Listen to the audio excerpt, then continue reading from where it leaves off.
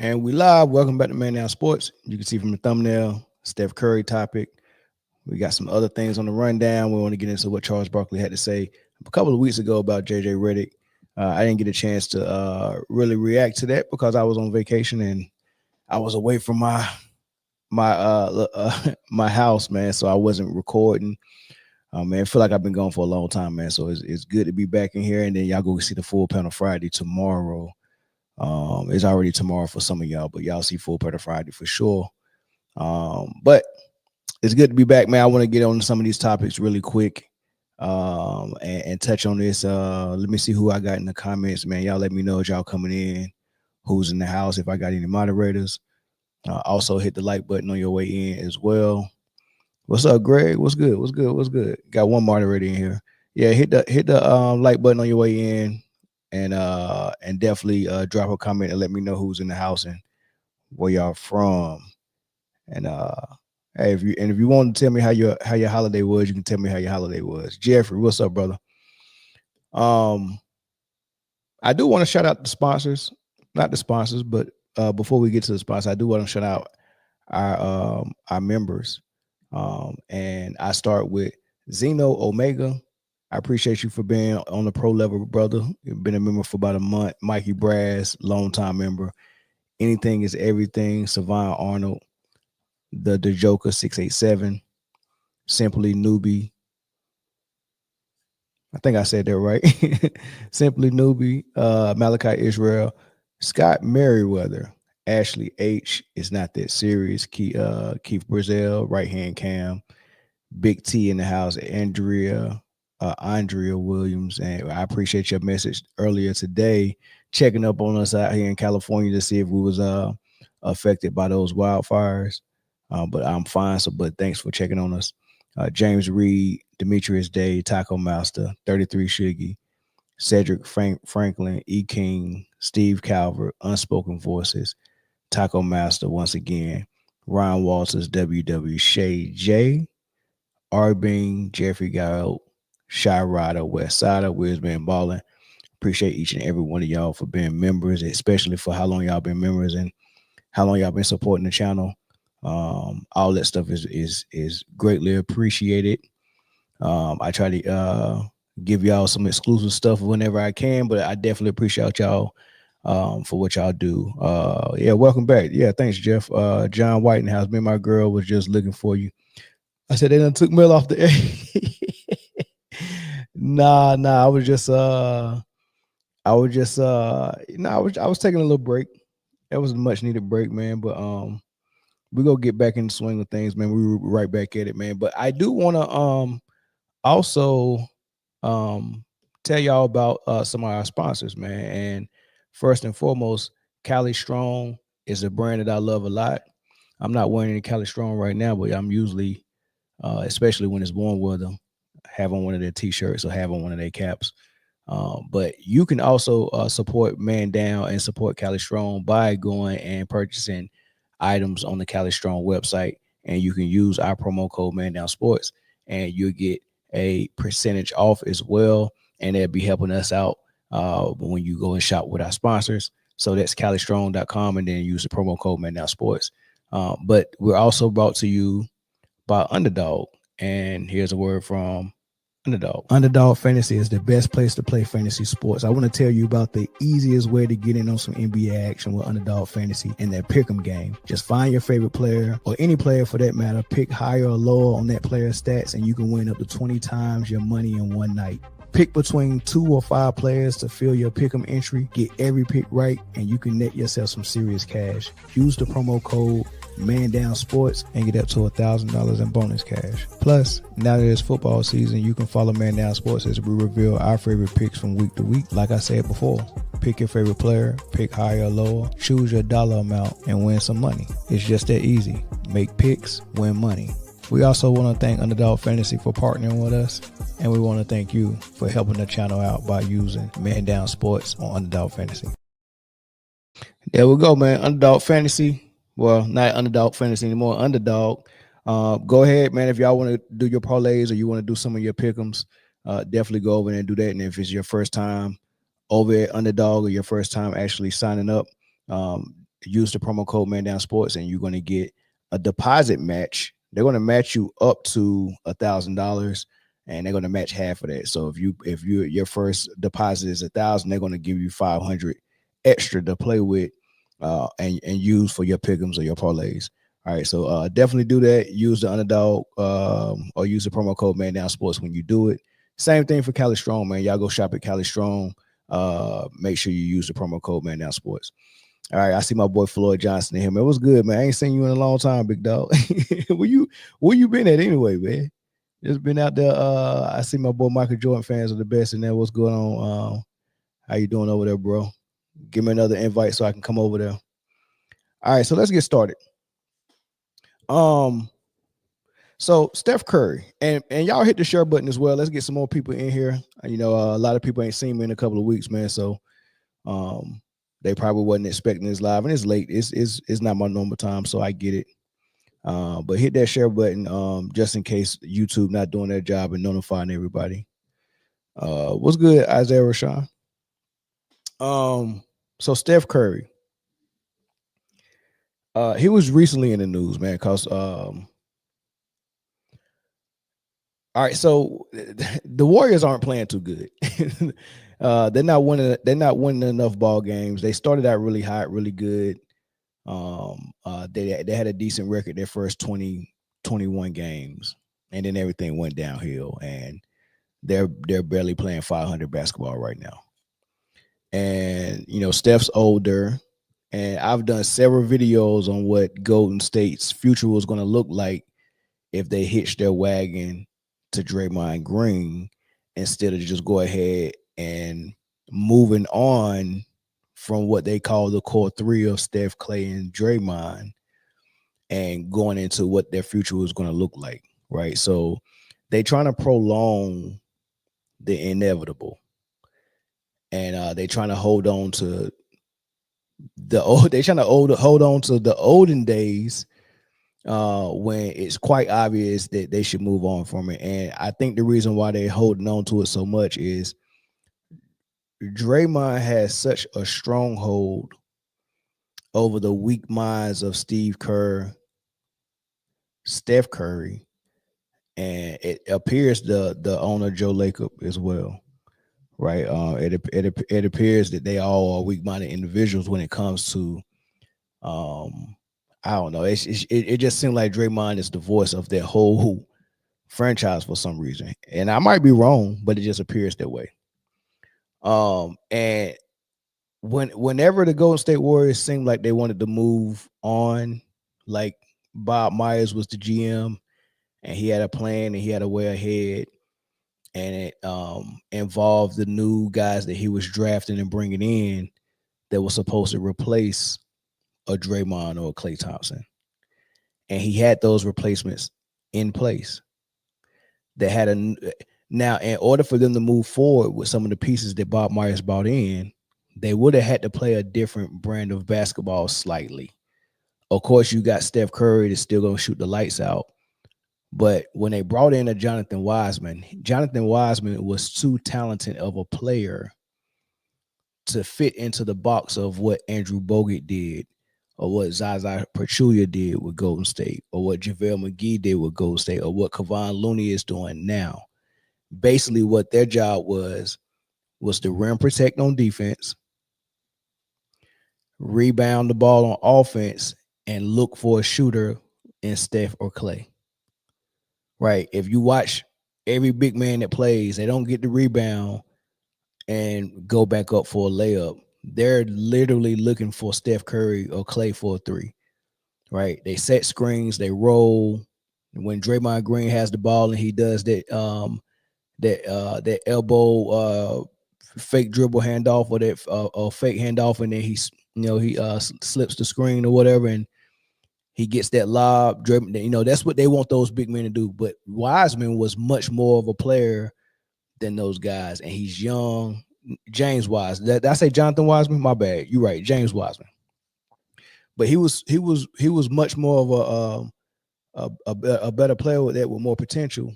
And Steve Kerr didn't want him to reach their potential. He wanted him to play that role and and fit a box that he created for that offense that just revolves around the shooting of Steph and Clay, right?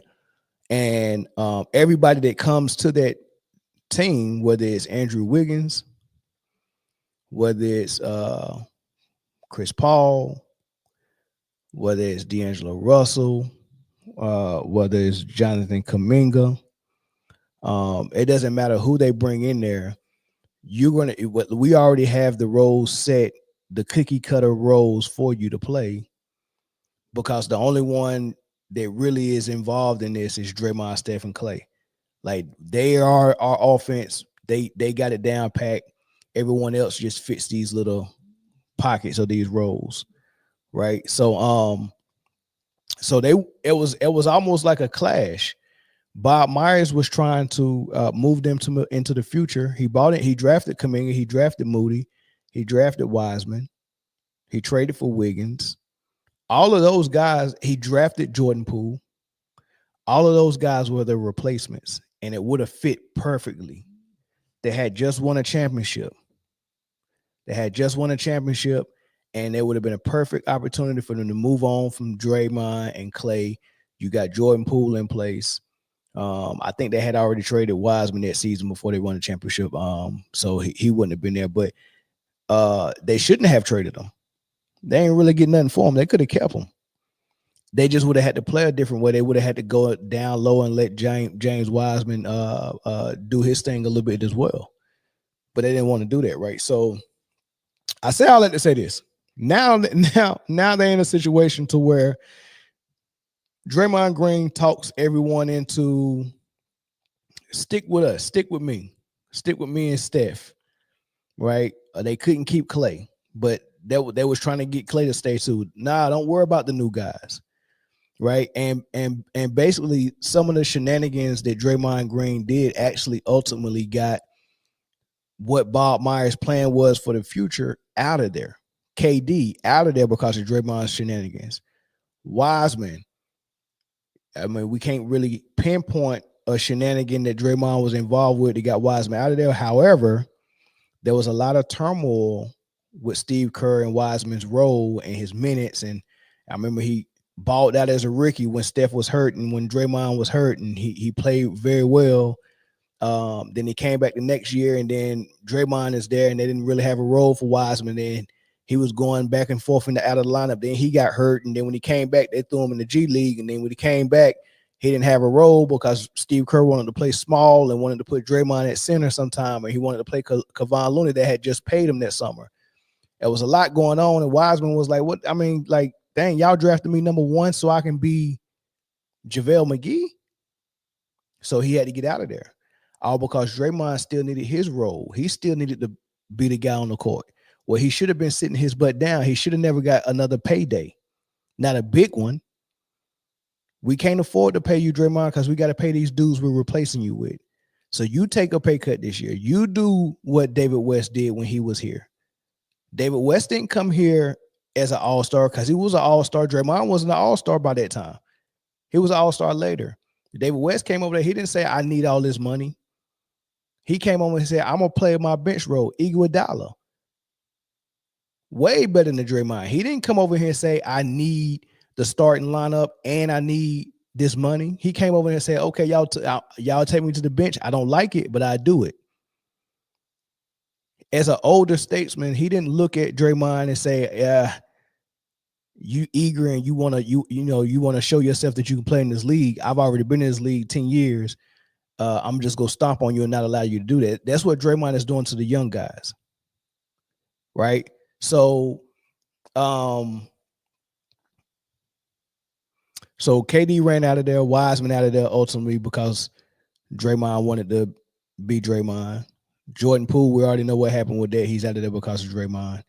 And, the list really goes on. Wiggins can't play his normal. This dude got to play power forward. He can't play shooting guard. He can't play small forward. He's playing power forward. Kuminga's playing power forward. His minutes getting toyed with. The Warriors are a hot mess, right?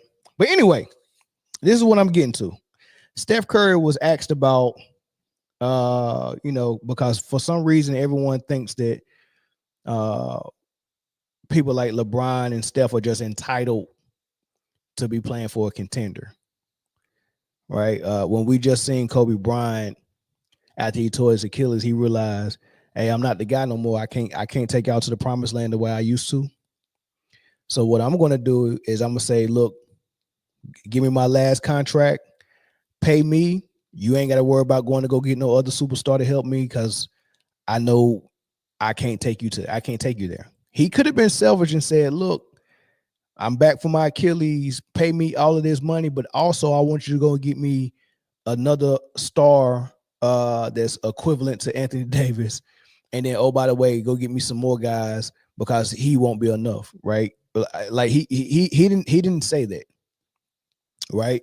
So at some point, superstars got to realize, yeah, I ain't the dude no more, and I can't do it. So I'm not going to pretend like I can. So I'm not going to force the franchise to waste all this time and money pretending like we can still contend. That's what LeBron's doing. And Steph Curry was asked about why isn't he putting pressure on the franchise to get him more help. This is what he said. Look, desperate trades or desperate, moves that deplete the future. Like, there is a responsibility on allowing or keeping the franchise when in a good space and good spot when it comes to where we leave this thing when we're done. If you have an opportunity where a trade makes sense, or even in the summer free agency makes sense, like, you want to continue to get better. Nobody wants to be stale or be in a situation where you're passing up opportunities, but it doesn't mean that you're desperate, just flinging assets all around the place just because you want to do something. Brian, you don't often hear players talk about flinging assets around. That's not usually how we hear Steph Curry talk. What do you make of what we just heard? I've never heard an interview like this from a player in midseason. Now, I'm going to try to point out that it was a cold January Monday night in Toronto, and maybe we shouldn't take declarations into too much account there. But on the other hand, those stages of loss, it sounds like Steph Curry is at acceptance stage, because he was talking. To me, I can't say for sure what conversations he's had with their front office, but my belief would be he has communicated that to them as well, that, there's no reason for you to go chasing something to fix a team that maybe it would be a desperate move. And that is going to reverberate. And this is so unusual for a star player to say. LeBron operates and has for decades exactly the opposite. He says, trade the 2031 first round pick. I don't care about that. This is Steph talking about leaving the franchise better than he found it.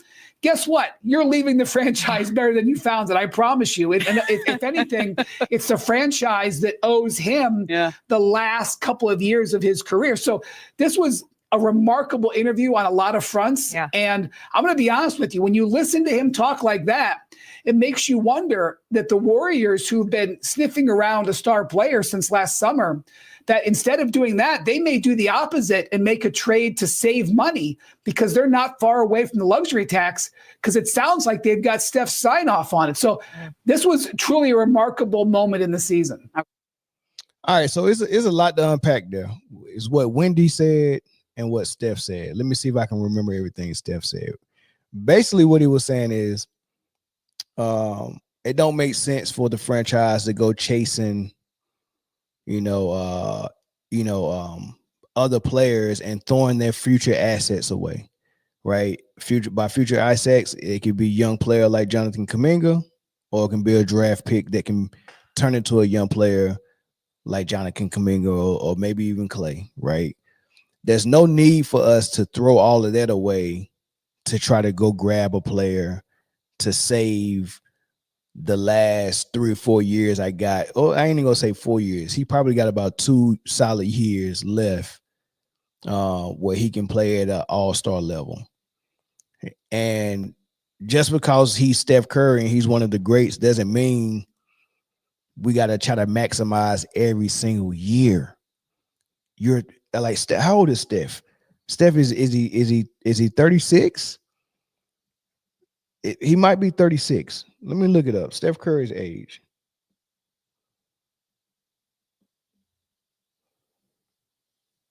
Steph Curry is 36. All right. Michael Jordan retired when he was 35. Of course, he came back when he was 39, right? But he retired when he won a championship at 35, 36, right? And he wanted to go another year, right? But of course, the Bulls broke everything up. But my point is this: the GOAT retired at 35. Like Isaiah Thomas and them dudes, man. Like 35 is. Look, I mean, at 35, I don't. I mean, it's not a lot of people that's leading teams to a finals. Jordan did it, but who else at 35 led a team to the finals? Like I say lead, I mean really lead, not like LeBron James led in the bubble where it was really AD that led, but LeBron James was so loud, like Puff Daddy, all in the videos. All in front of the, he wasn't like that. That's what LeBron does. LeBron, oh, look, I'm gonna make it all about me, but really is AD that's really carrying the squad, right? Or like the Olympics this year, LeBron was all loud. Oh, I got a triple double, 10, 10, and 10. But KD and Steph was the one that was really, when they got in the game, that's when they built the lead, right? That's what LeBron does. He makes it all about him. And he's loud and the media are all talking about it. But meanwhile, is his co-star that's really carrying it, right? I'm not talking about led like that. I'm talking about led like Michael Jordan did when he was 35. How many people have led like that at 35? It's not common. So I don't understand why these modern media members and fans think that 36, 37, or 40-year-old LeBron can be the leader of a freaking contender when they're the best player and the offense revolves around them. The real answer is Steph should not be in a lead role right now at 36. He should be in a more of a support role. Right? When Kareem got old, it was a transition. They got Magic. Kareem had his last year of what looked like his prime. And then eventually Magic got into the lead role and Kareem got into the support role. Right? That's the natural progression for these type of aging stars. Right? Kevin Durant is in Phoenix. They haven't really figured it out, but what should be really happening is Devin Booker should be more in the lead role and Kevin Durant should be more in the support role. That's what should be happening. But they're trying to hold on to this last bit of I don't know. They trying to squeeze all the juice out of the lemon. But Steph Curry was basically saying, the franchise shouldn't have to do that. The franchise should not have to trade all these assets.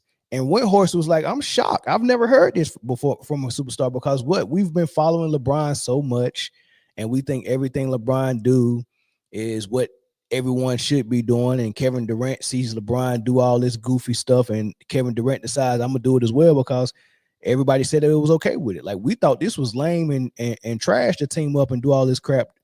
But when LeBron did it, it was celebrated. So Kevin Durant was like, I mean, I guess I should do it too. And if it's good enough for him, it's good enough for me.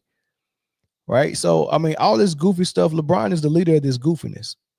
He's the leader of that. Right. So Windhorst is just shocked to hear someone say something different. But Steph Curry is just saying the right thing. He don't really think that. If he really thought that, he wouldn't have had Kevin Durant come join him in the first place. He would have been like, nah, stay over there. We just beat y'all. So he ain't above the goofiness. These rumors of LeBron James coming and signing with them or some trade coming to them. All the rumors, like they was rumored to get almost every great free agent that was a free agent in the last 2 years. Paul George and LeBron and freaking Larry Marketing. Like they've been rumored to almost every star player. Right. And so they in the mix. They're trying to do the goofy stuff. Steph Curry just saying the right things. Steph Curry is the only wrong thing Steph Curry has said in the media is he don't think we landed on the moon.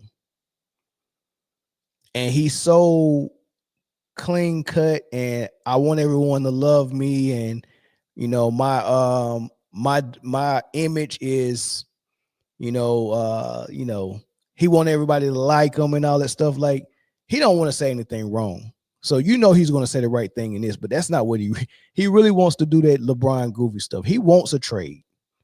He wants to compete, right? But he'll say the right thing because that's what when they came to him about saying we didn't land on the moon, it took him 2 days. Like when Kyrie Irving said that the earth is flat, he's still getting crap for that, right? And they was coming at him every angle in the media, clowning him about that, trying to get him to change his mind, and he didn't. Steph Curry was getting that same. I want y'all to go look that up. Steph Curry was getting that same type of pressure. He went on CJ McCollum's podcast, and they asked, man, what conspiracy theory do you actually believe? And he said, I don't think we landed on the moon. And they talked about it and they laughed about it, and he was 100% serious. 100% serious. Man, ESPN got a hold of that the next morning. They trashed him the same way they trashed Kyrie Irving, and Steph Curry fumbled under that pressure so quickly. I don't know if the Warriors called him. I don't know if Under Armour called him. I don't know who called him. I don't know if Adam Silver called him. But he was so afraid of getting that Kyrie Irving type attention. He came out publicly and was like, I no longer believe that we didn't land on the moon. I went and I talked to the people at NASA. They showed me some moon rocks. And after I seen those moon rocks, I knew we landed on the moon. He was just afraid of the smoke. I'm trying to describe to you how soft he is, and he don't really have no backbone. That's why Draymond Green running that franchise, right? So that's why he said what he needed to say. I don't want the franchise to go and trade all that access to. No, he really does want them to do that. I can tell he really wants that. That's why so many people in the media keep speaking for him. Get Steph some help. Get Steph some help. And it's also one of those things like with Caitlin Clark. Like, she plays the media pretty good too, right? Like, everybody be like, all these girls are bullying Caitlin Clark, and she don't say not one word. She don't have to say nothing when the entire media is sending it for her. The entire media, if you foul Caitlin Clark hard, the media from Shannon Sharp to Stephen A. Smith and whoever else, they're coming at the person that fouled her hard, and they're saying everything that needs to be said to protect her. She don't have to say a word. Angel Reese sneezed wrong. They coming after her. She don't have to say a word. Same thing for Steph. He don't have to go say the word. Everyone in the media is saying it for him. Get Steph some help. Get Steph some help. Get Steph. I can see right through that nonsense. Forget getting him some help. Let him go out like Kobe went out. It's over. If you didn't want it to be over, you shouldn't have paid all that money to Draymond Green and then got rid of Clay and then got rid of Poole and then got rid of Wiseman and then ran KD out, bench Kuminga, bench Moody. Like, you can't even let these young guys grow because of Draymond. I mean, Bob Myers left. Like, they lost Bob Myers, one of the best GMs that I've seen in a long time. He quit based on, look, y'all not gonna let me actually build this team for the future. Y'all might as well let me go. This thing is done. I can see the new CBA coming. Y'all about to be paying luxury tax. They might have the biggest payroll. They would have had the biggest payroll if they would have paid Clay, but they let Clay go. So I don't know what their payroll look like now, but they're going to be in that luxury tax. And with that new collective bargaining agreement, but the penalties for being over the luxury tax is insane. I mean, that owner is going to have to pay that whatever his salary is for his ball club, he's probably going to end up paying it almost twice. That's how much money and penalties he's going to be paying for going over the luxury tax under this new CBA. And they let Draymond and Steve Kerr talk them into keeping Draymond on the roster and getting rid of Jordan Poole and getting rid of Wiseman and getting rid of, like, come on, man. These people that they got rid of is insane. The future was there. They got rid of all of them, right? So And Windhorst, last thing he said was, "This is the way LeBron has done it all the time: trade everything." And that's what I want to kind of get to with this BJ Armstrong comment that he made. And I think it was interesting timing how this came out, man. BJ spoke on that. Well, he didn't speak specifically on LeBron, but I mean, who else he's talking about this running from the grind? Listen to the BJ.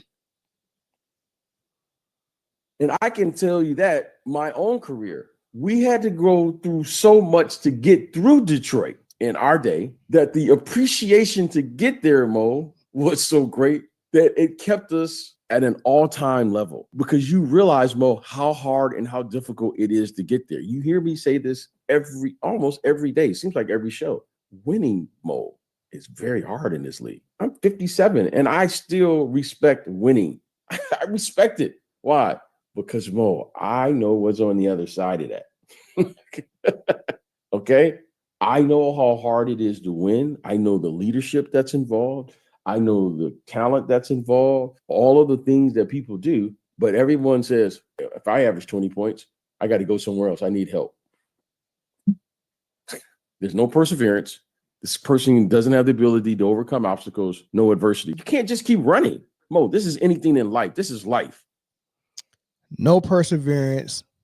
This person can't overcome obstacles. In my words, or Dame Lillard's words, this person is running from the grind. And people want to exclude Steph Curry out of that situation, but no, it fits Steph Curry as well. All right. When he lost that 3-1 lead to Cleveland, he ran and ducked the grind and took the easy way out and said, go get me the best player in the league in Kevin Durant, and we'll beat them that way. Forget running it back. Right. I just want you to and this is BJ Armstrong speaking, and he's saying, I played with Michael Jordan and the GOAT, and I seen that Bulls team, and we all together faced the Detroit Pistons and couldn't get past them. And shout out to my boy Zoe from Bird's Eye View Podcast. Y'all go check it out. All Atlanta sports, specifically the Falcons and the Hawks. Go subscribe to Bird's Eye View Podcast over there. And you're right, Golden State Warrior is down there on the bottom with the worst salary in the league. But Michael Jordan and the Bulls, BJ Armstrong, Horace, Scottie Pippen, Phil Jackson couldn't get past the Detroit Pistons. Detroit Pistons was whooping their tail. And every year they came back with damn near the same squad, saying that we're going to get tougher and stronger, and then we're going to put ourselves to the test again. And, they beat us again. All right, we're going to get more tougher and more stronger, and we're going to come back next year, and we're going to put ourselves to the test again. Because basically what they're saying is, here's the best. And to be the best, we got to beat the best. We got to get past the best. And you go and you get better, you practice, you get stronger, you get tougher. And then your ultimate test is, all right, we eventually got to get through Detroit in the East. And we're going to keep trying until we can actually do it. You know, that old school way of, you get beat up at school and you come home and your dad find out you got beat up, and he tell you, go back to that school tomorrow and fight him again, and you're going to keep fighting him until you win. Like, I don't know if people grew up like that, but this is the type of stuff that was happening in my neighborhood, right? You come home, tell somebody you got beat up, they go make you go back and fight that same person again until you win. Right? That was the mentality that BJ Armstrong is describing. We're going to continue to come back and fight that same person until we win, that same bully or that same foe or that same team. That's what Jordan and them did. And they eventually got past Detroit. You know how satisfying it is? Like, you was whooping us for years, and we finally got y'all. And when we got y'all better than y'all got us. We whooped y'all good. It was a sweep when we beat y'all. Like, we beat y'all so bad, they're telling lies now that Detroit was old, which is funny, because if Detroit was old and Dennis Rodman was on that team with Detroit, then what the hell was the Bulls 6 years later when Dennis Rodman was on the Bulls? So that's how bad the Bulls beat them. They got past them. That's very satisfying. But that's not what Steph did. He won his one ring. Cleveland was hurt. No Kevin Love, no Kyrie. It was LeBron by himself with J.R. Smith. So, yeah, the Warriors won that one. Then they faced them again, and they both was healthy, and they blew a 3-1 lead. And instead of them saying, all right, we won one, y'all won one, let's run it back and see who really, let's see who can really do it. Nah, you go and change your whole squad. Let's go get the best player in the league in KD, or the second best, however you want to look at it. And let's see if we can do it that way. That was Steph's way to run from the grind. Why he couldn't go face LeBron, face of it, and now he gets the luxury of years later. Now that they got 4 rings, they just act like KD is not the reason why they got those 4 rings, right? Even the one that they got after KD left was a proponent of KD, because the trade that led to them getting D'Angelo Russell, which also turned into Andrew Wiggins, and Andrew Wiggins was instrumental in that playoff run. The way he was guarding Luka, the same way Jaylen Brown locked Luka up, Andrew Wiggins did it years ago when they won their championship. His defense was phenomenal throughout the whole playoff run. Jordan Poole's shooting was phenomenal throughout the whole playoff run. Without KD, they don't have those players. Right? So if KD never came over there, the Golden State Warriors dynasty was over.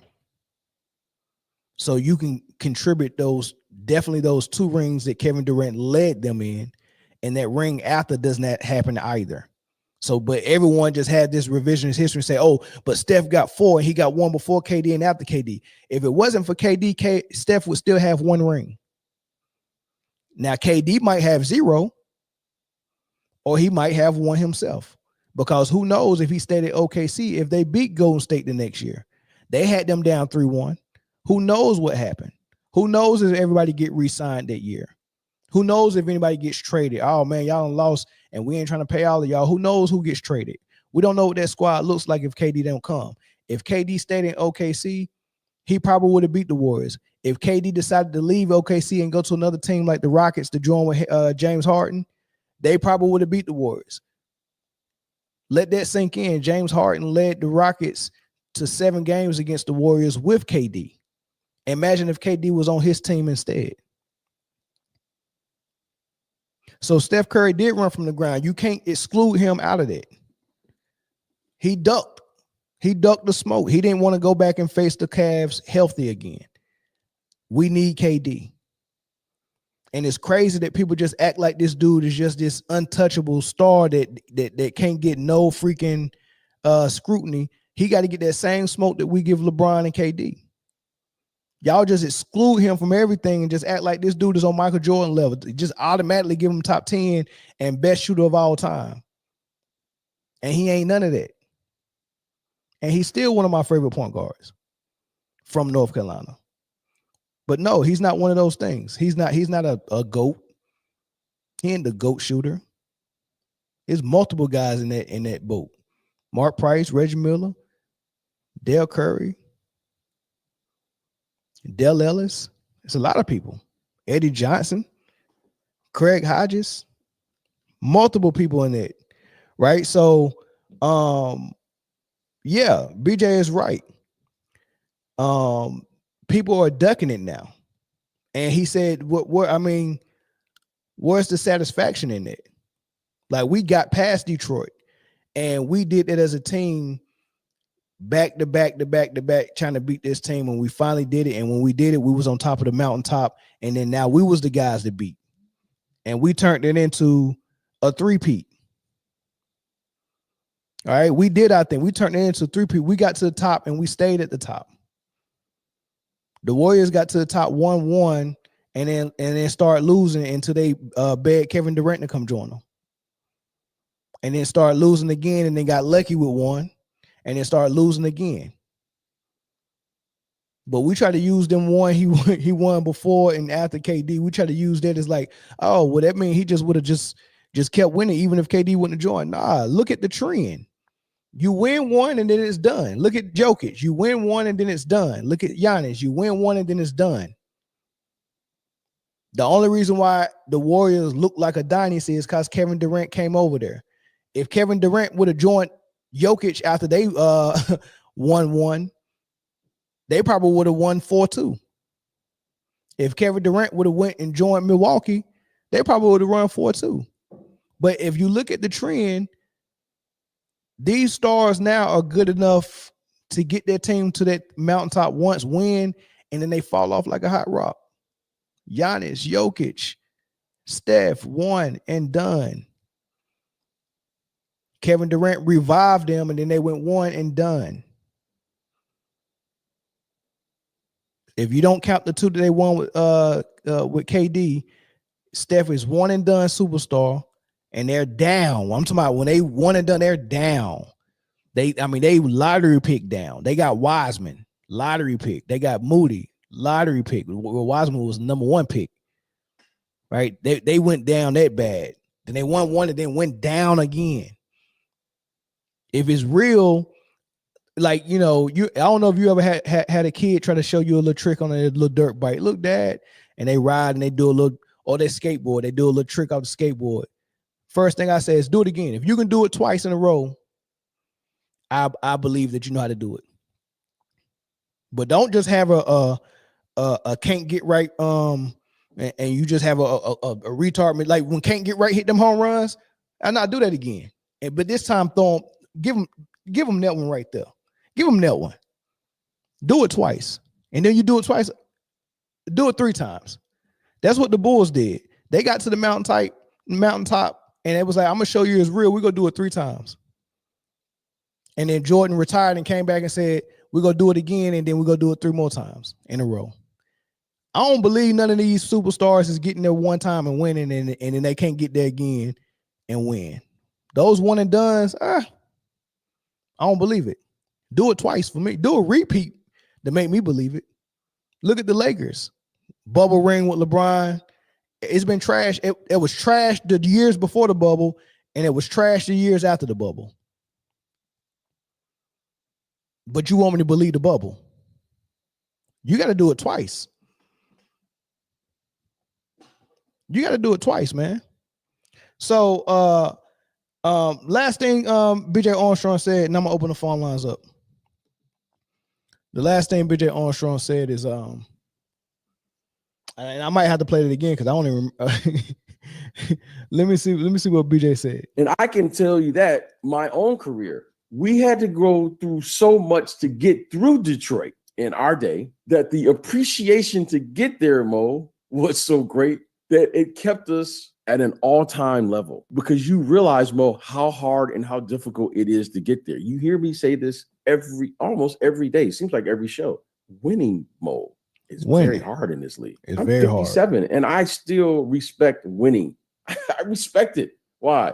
Because, Mo, I know what's on the other side of that. Okay? I know how hard it is to win. I know the leadership that's involved.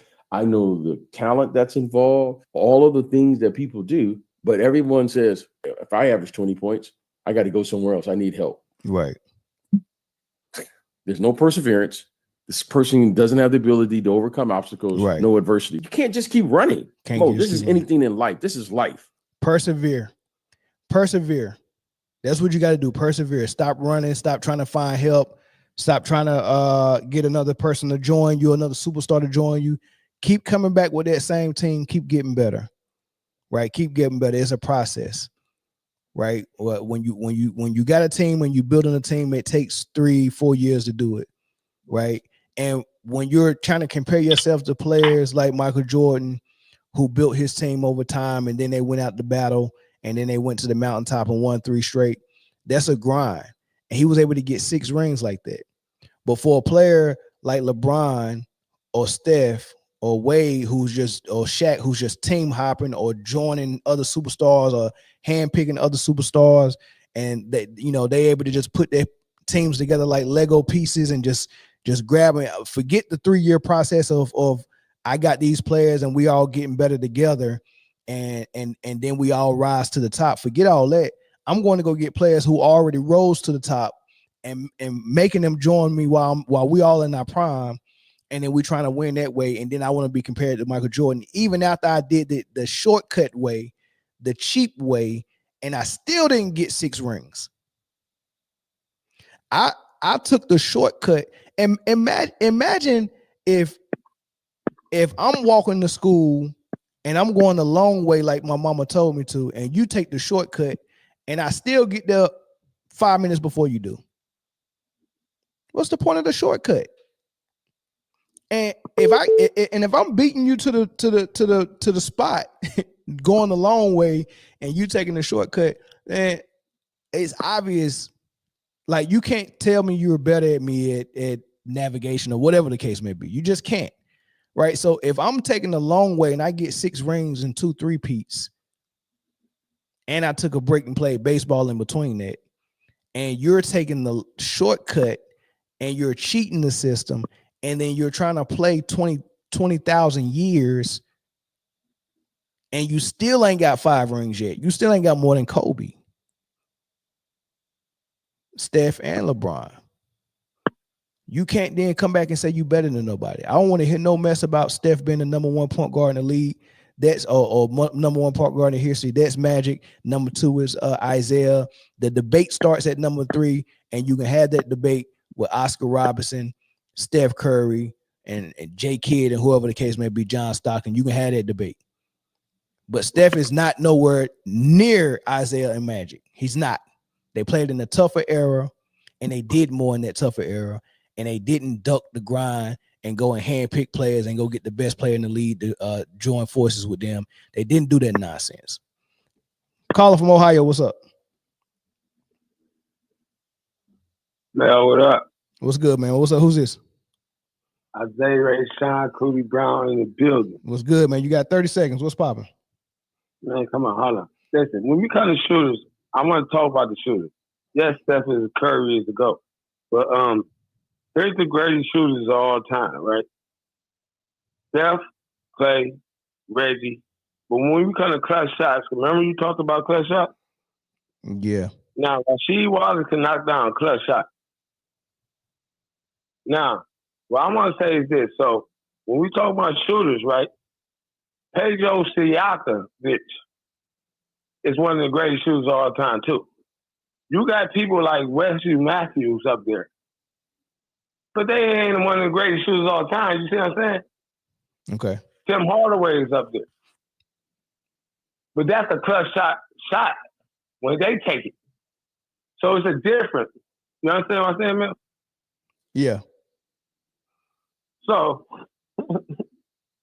I'm really trying to explain to you that I put the Golden State together. Now, what happened was this. When Draymond Green, when Kevin Garnett, Durant went to Golden State, yes, that's what messed it up.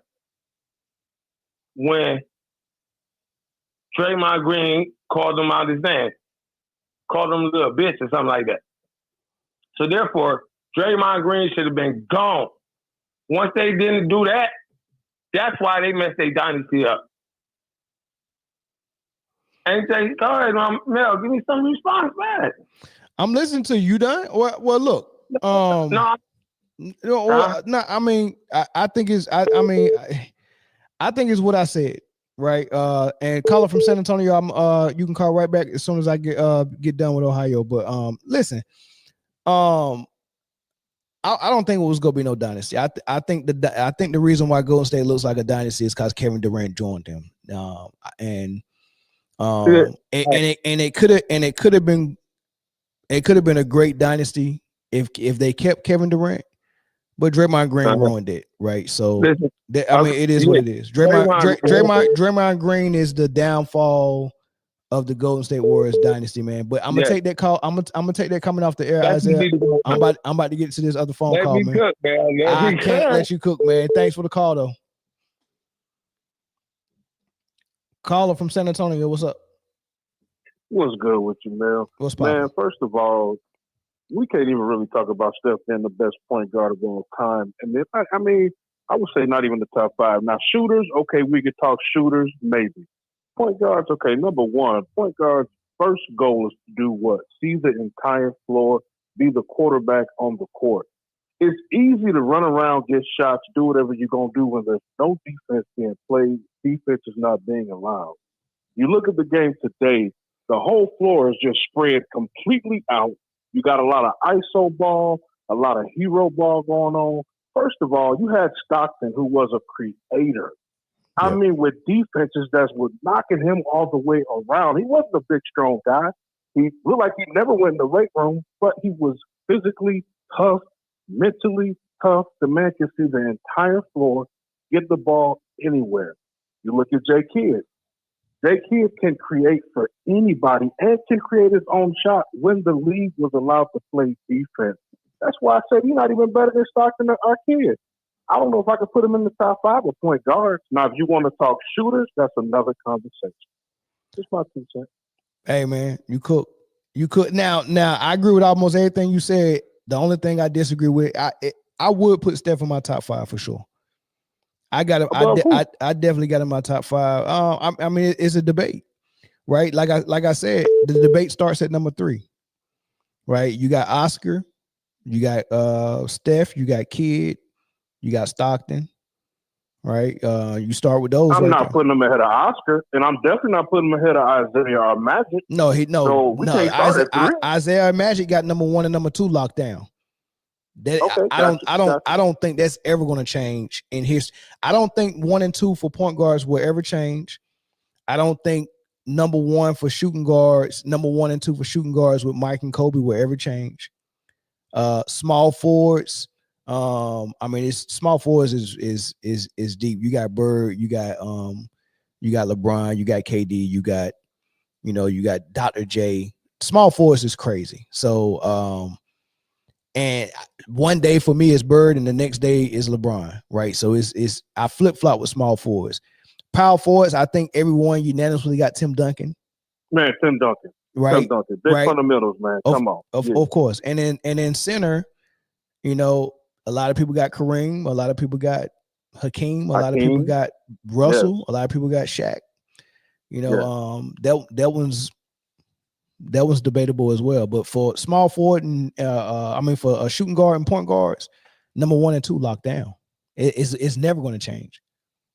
Yeah, I agree with that. But I wouldn't even put them as high as 3. I mean, I think that's being really generous.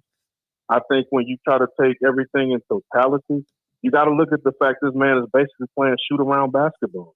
He's playing on the court in the NBA, how we do when we go to the court and nobody's there yet, and you just run around getting your shots off. That's how the league is played today in the actual game. Back in the day, that's how we showed up to the court when we had the first tap in. That ain't even how we play at the court. That's how we play on 2K. Pretty much, yeah. That's how we play on 2K.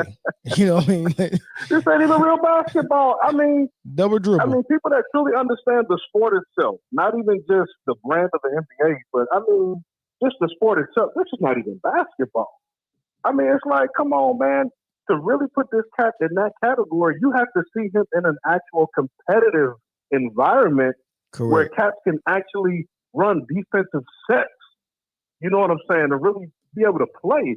We don't even know if this guy can really play in a real basketball game. I mean, granted, he did his thing in college. That was NCAA ball, though. We're talking NBA now. Mm-hmm. I don't know if this cat can really play with grown men like that.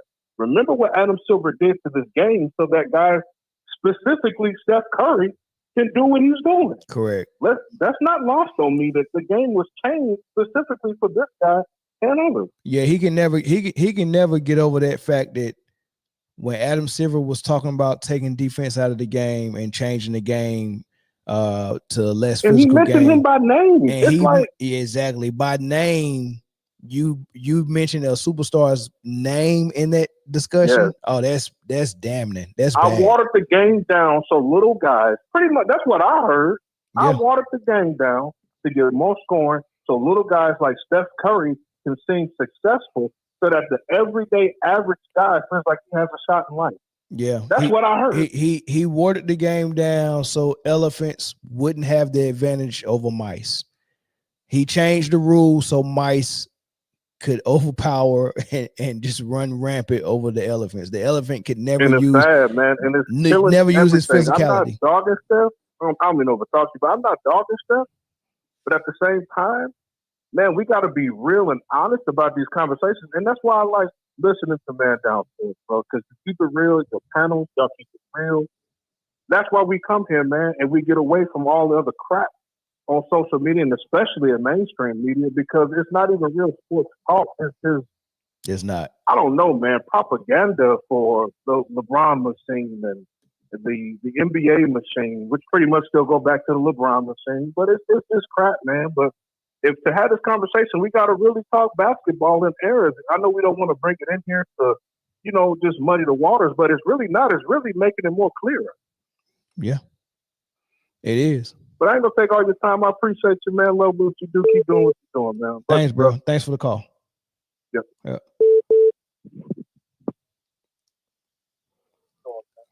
Caller from LA, man. Shut YouTube down in the background.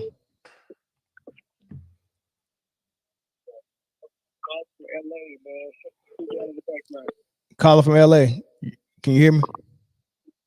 Yo. Yeah, what's good? What's poppin'? Hold on. Yo, what up, Mel? I'm good, man. What's your thoughts? Yeah, I'm kind of. Yo. Yeah. Hello. Can you hear me? Yo, what's up, Mel? Hey, man.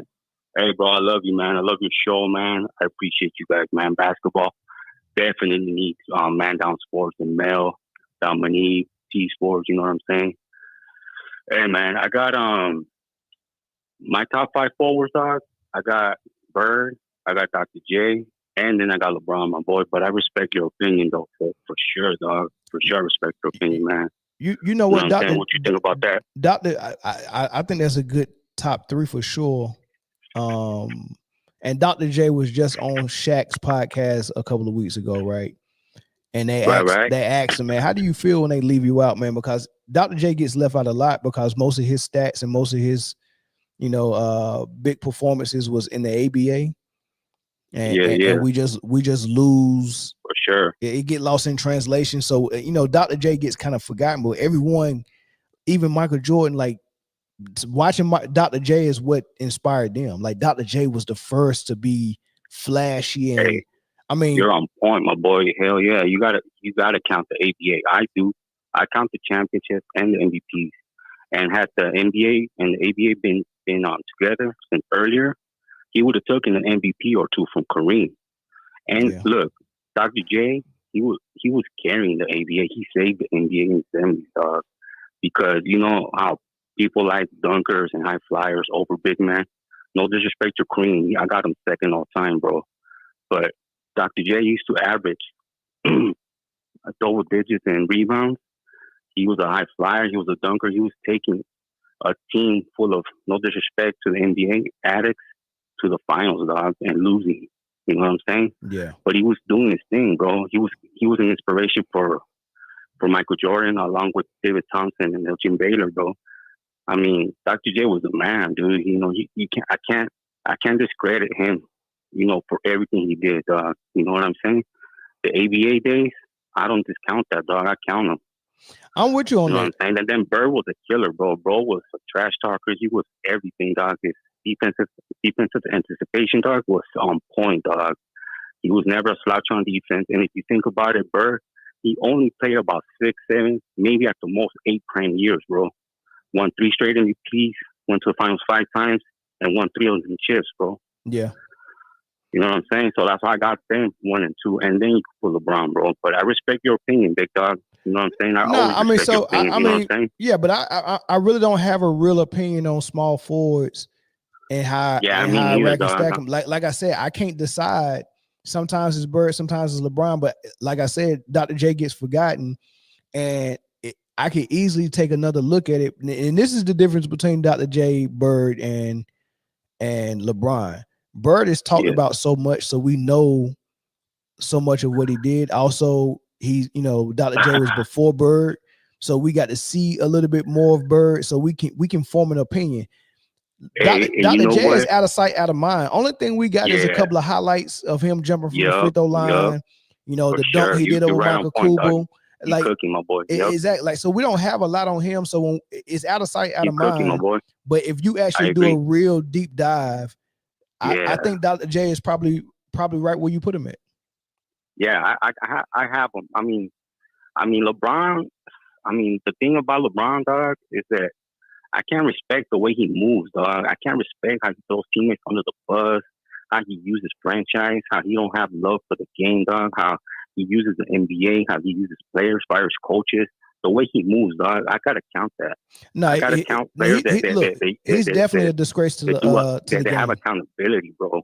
Yeah, they make their teammates better, bro. Yeah, you know what I'm saying. And LeBron, he afraid to take that shot. He wouldn't taken that shot like my boy right here said. I forgot on the chat. Yo, man, he's not gonna take, and he's likely not gonna make that shot Kyrie made in the 2016 finals, bro. He's just not. You know what I'm saying?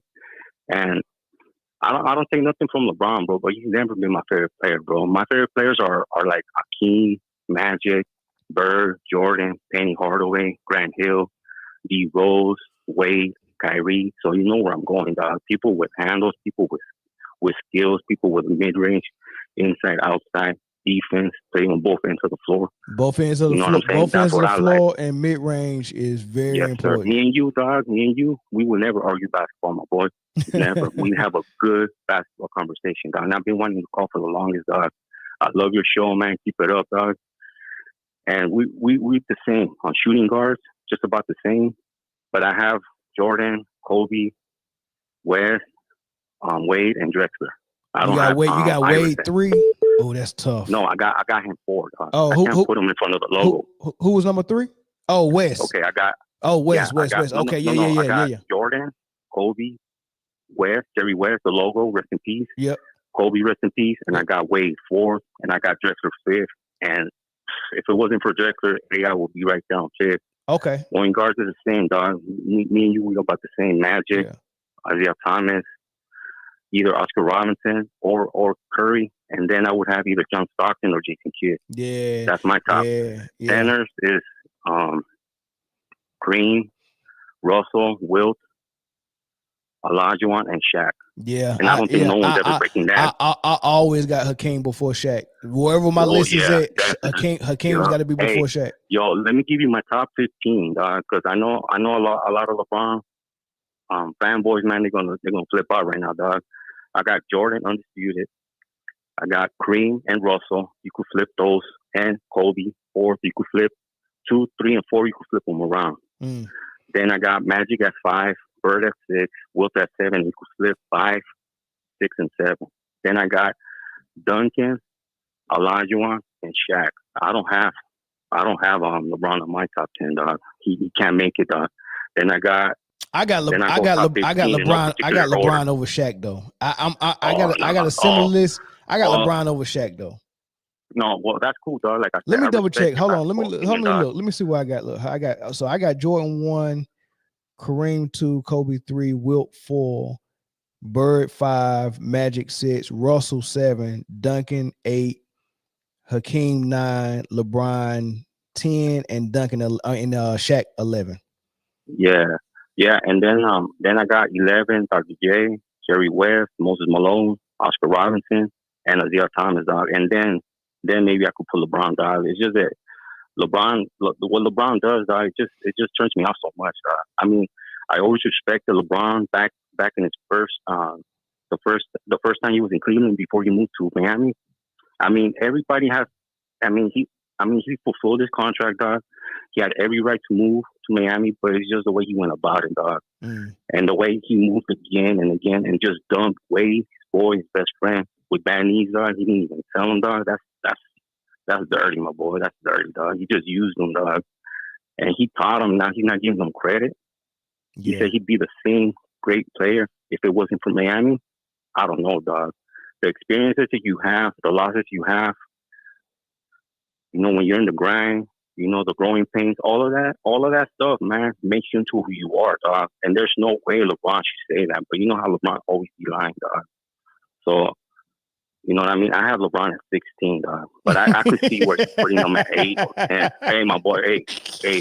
It just, I hold people to a high standard, bro. No, you cannot be a liar. You cannot.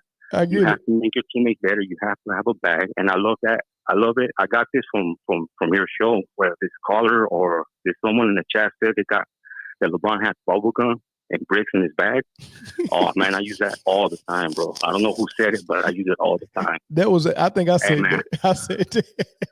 Hey, but LeBron was a beast. Look, I seen highlights of Allen Houston that you had a while back. Yeah. And man, I forgot how nice Allen Houston was. Nice, man. He nice, oh bro. my God, he was so smooth, Yeah, man. good, I used to love him and the Church Freewood, dog. Yep. I used to love both of them guys, man. Hey, just imagine this. I wish I was LeBron's friend. I wish I was friends with LeBron, his homie, dog, inside inside circle of trust, dog. Hey, man, I would not be a yes, sir. I would not be a yes, sir guy. I would tell him, hey, my boy, you got to move like this. You got to handle this, like that. I would tell him, take on Kobe's work ethic. Copy Bill Russell's defensive work, so the way he played defense, you know what I'm saying, blocking the shots in team's direction. Bill Russell never took anything. Let me ask you Bill this. Russell never took anything away from his teammates. Yeah. Let me ask you this. Let me ask you this real quick. Yes, sir. Do you think Kawhi is better than LeBron?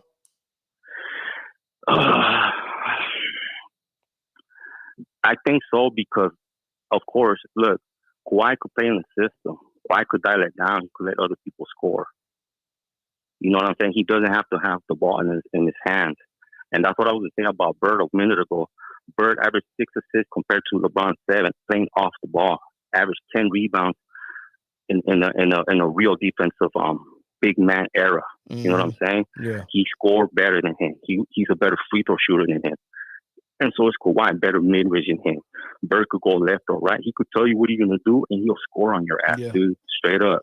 LeBron can't do that, dude. LeBron, like, I don't need to teach you, dog. I don't need to tell you. You said it plenty of times on your show, bro, that he needs to pick. I mean, he needs the whole floor. He can't play with Ben Wallace. That's a similar player than Dennis Rodman because of the way he plays. Right. And for that, well, LeBron is greater than Kawhi, no doubt. No doubt about it. You know what I mean? The record books, the championships, MVPs, so forth and so forth. But Kawhi, I would pick Kawhi over him if I was starting a team. But if they would both be healthy, that's the condition. They both have to be healthy. Yeah. And as far as people picking their top 5 teams all time, what I do, bro, I don't even pick LeBron in any of those teams. I don't. I have either Jordan, Magic, Bird, Bill Russell, and Wilt, or Tim Duncan and Olajuwon. Yeah. Or Shaq and Kareem. Yeah. That's my 4 and 5. That's what I have. All right. And then I'll pick on my second team. I'll pick either Isaiah Thomas, Kobe, and KD. Yeah. But there's no way I'm picking LeBron so he can make Jordan and Kobe a spot up 3-point shooter, dog, like he did to Bosh and like he did to Love, dog. I'm not doing that. Yeah. That's so fair. if I was to pick a team for LeBron, I'm sorry. Go ahead, bro. No, that's fair. But I got to end this one. I got to move on. Yeah, for sure, man. Hey, this is Hit 'em, dog. So it's a long time, man. What's your name again? My boy? Hit 'em, dog. Tatum. I'm Hit 'em, homie. You hit him. Okay. Yeah, I'm Hit 'em, dog. All right, bet. Hit 'em, homie. I'm gonna save I you. told you I was gonna call, homie. I was like, man, I can't pass this up, dog. I gotta talk to my boy Mel, homie. Hey, I love you, Mel. Basketball needs you, my boy. I always respect him. And hey, I always respect you, dog. And basketball needs you. All right, man. I appreciate it, man. To Bird's Eye View and everybody on the podcast, on the panel, dog. Right, we'll be back on tomorrow, man. We'll be on, man, for sure. I'll call again, doggy. All right, no doubt. Thanks, bro. All right, man. I'll keep listening. I'll be in the chat. Yeah, later, bro. Thanks. All right, I can take one more call and then I'm moving on to Charles Barkley. One more call. It was a Missouri number. You can call back. But nah, this comment on screen. Steph barely gets calls at the free throw line. Well, that's not the way that the NBA help Steph. They don't it'll be too obvious if they put Steph to the free throw line 14 times a game. That'd be too obvious. So what they do for Steph, they know that 3-point shooting is his repertoire. It's like he's not gonna go to the hole a lot to even get fouled like that. So 3-point shooting is his repertoire. So what the NBA does to help Steph is they allow their entire team to set illegal screens for him. Like Draymond, Looney, almost, I would say 75% of their screens are moving. When Steph Curry is running off screens, They're allowed to move on all of those screens, and they just allow it. So Steph and Clay, that's how they get their favor. They don't get favor from free throws. They get favor from illegal screens. Caller from Missouri, what's up? Hey, what's up, man? On time, no talk to, bro. What's good with you? Oh man, look here. Man, y'all done touched so many topics, man. I started to have call, but y'all done touched so many topics, and I say you're right about Steph. I think, and it's kind of like the what's my boy name? Allen Iverson. Steph is really ain't no point guard, is he? I would say. He's built like one, but he takes 1,000 shots. How you be a point guard and you take 1,000 shots? Yeah, that's fair. You know what I'm saying? Yeah. And and I guess because I'm old school, a traditional point guard don't do all this. And Steph ain't saw a shot he ain't never liked. And we used to say that about Kobe, but we got to put that on Steph. Steph would come up half court. Yeah, every now and then he hits those, but still, man, it's like there's always a better, higher percentage shot than what that dude be doing. Yeah. And I'm not hating on Steph. Steph is a great shooter. But when it comes down, like you said, when it comes down to greatest point guards of all time, no, that is Magic, that is Isaiah. So, but it's interesting, the LeBron thing.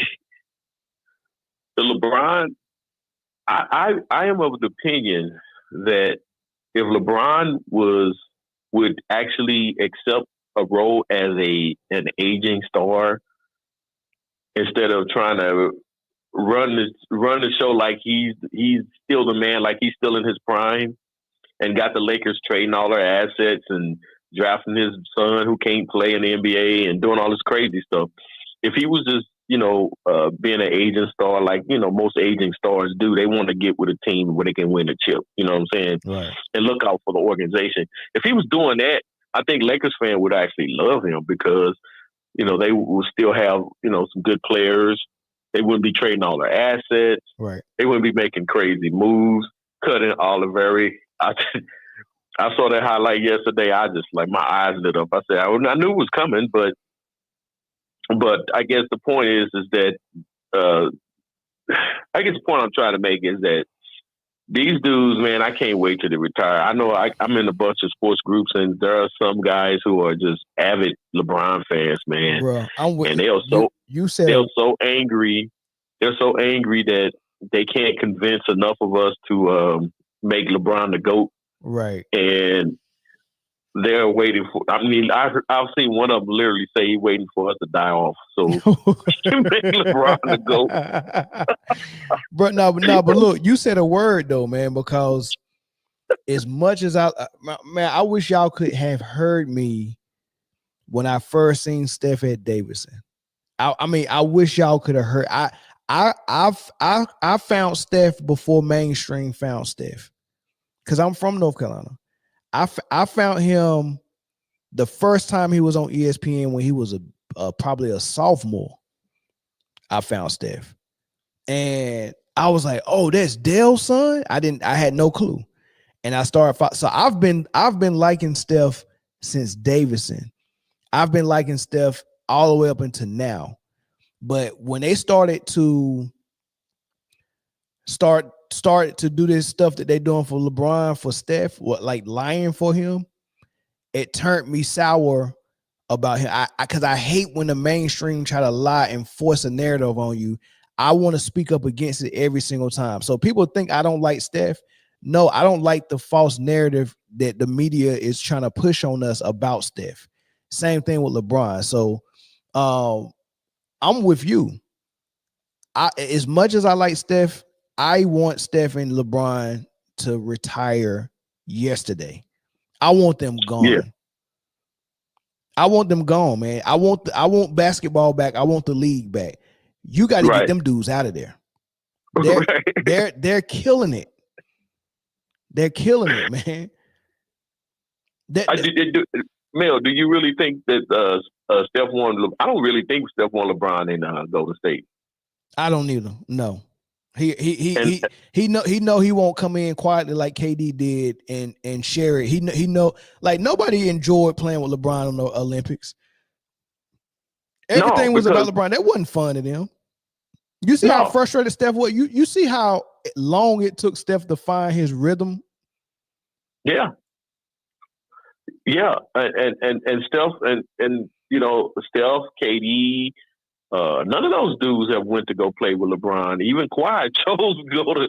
Kawhi could have went to go play with him and chose not to. And I think you asked, or somebody asked if Kawhi was better than LeBron. I say from a skill set perspective, yes. Which begs the question, and I say from a skill set because we've seen Kawhi get down at LeBron. Matter of fact, LeBron didn't even want to see that dude get on the court when they was in the finals. But Kawhi can't stay on the court, so his stock is in the toilet right now. You see what they looked like the other night though, when they beat Brooklyn by 59 points. You see that? I didn't even see it. So how many did he play? Man, he ain't wearing no knee brace. He looked good. His lift on his jump shot is there. I haven't seen what his defense looked like because he ain't really trying to lock up, but he looks good, man. Yeah, well, from a skill set perspective, excuse me, I'll give it to him. It's just like the whole GOAT debate. Jordan's skill set, Jordan's bag. Dude can't even touch Jordan's bag. But it begs the question: how come LeBron never ever worked on his game? He always depended on his athleticism and try to do the cheat code. His athleticism and his juice. Yeah, and try to do the cheat to put him on that level instead of just working on his game like Kobe did, and some other players, a lot of other players are worked on their game. So I just don't want to. And last but not least, I ain't gonna hold you too long. This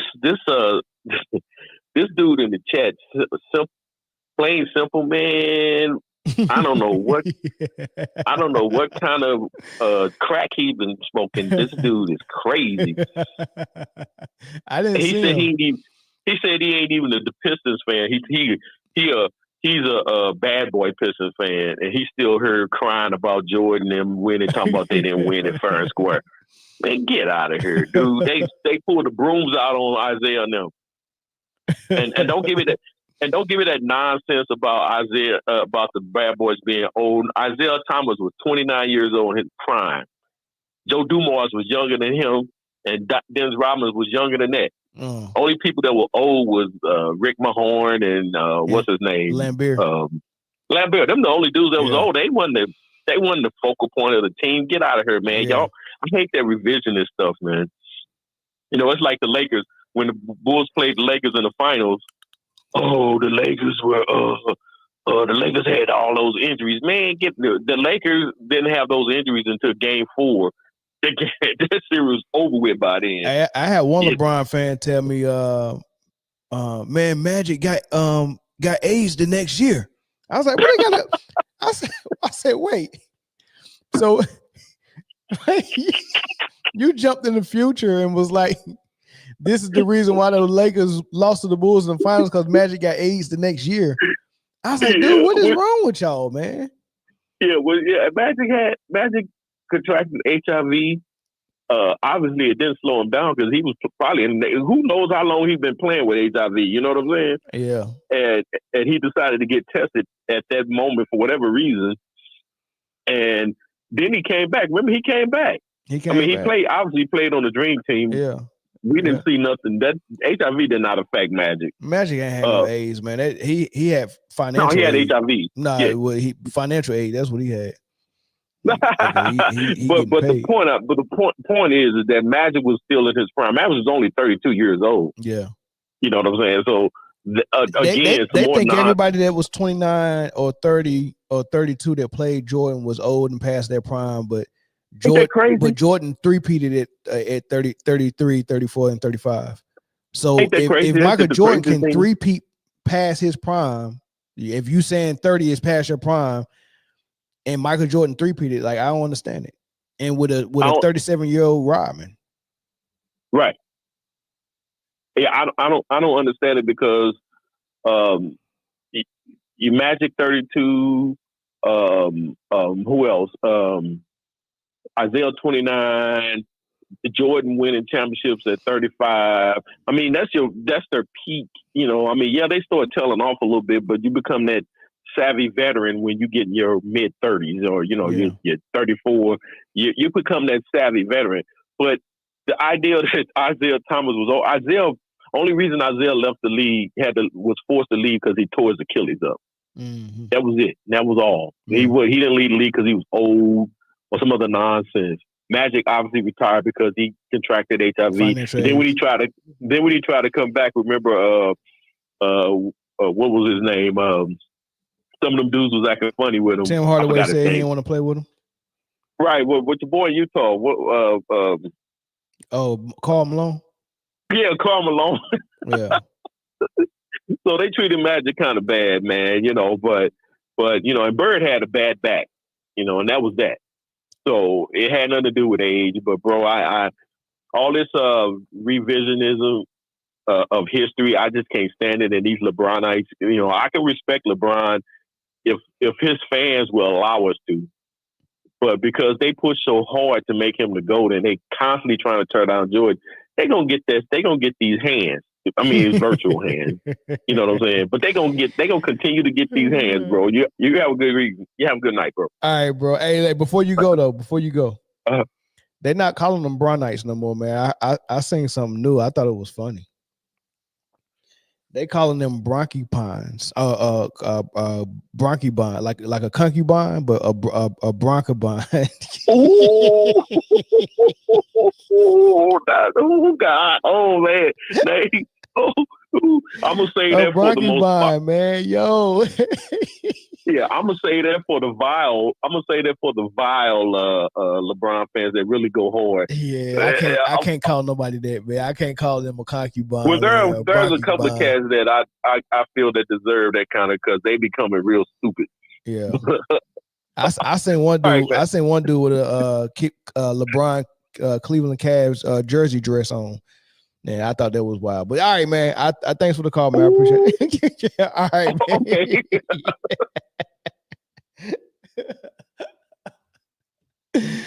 Oh man, y'all should have seen that jersey dress, man. Y'all remember when Maya had when Mike came back and was playing for the Wizards, and at the All-Star game, Mariah Carey had that Wizards jersey, that Michael Jordan Wizards jersey dress on. She was singing the national anthem. Boy, they making the dude versions of that jersey dress for the LeBron. Diabolical, bro. Diabolical, man. All right, let's get into this next topic with Charles Barkley.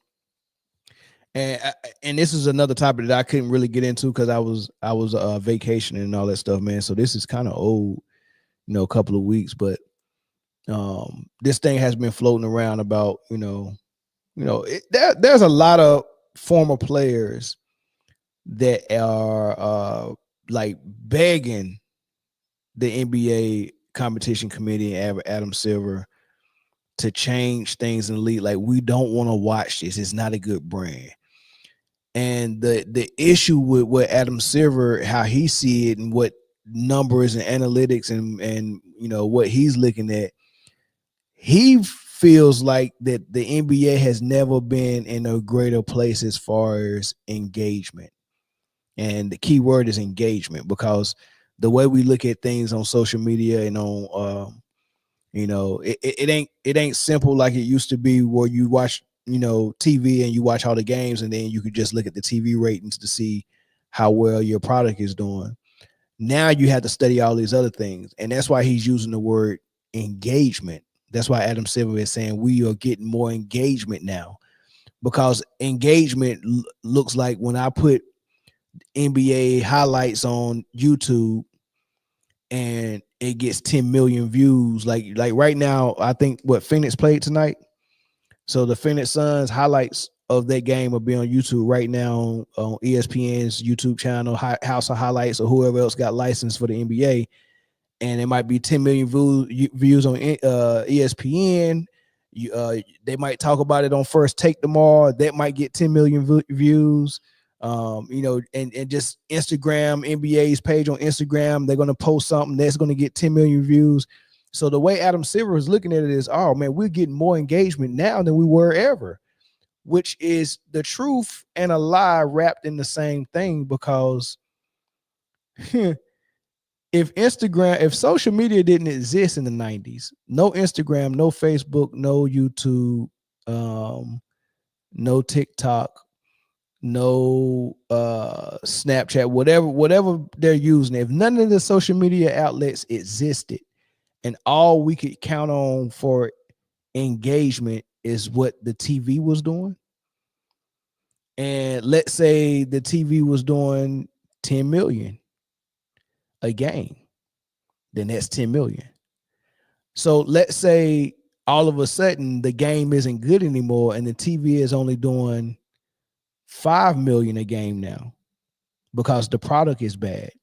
But now you got 5 new outlets: Twitter, Instagram, TikTok, Facebook, YouTube. And now you got all these NBA channels and they all do 5 million as well. Then obviously, it's more engagement.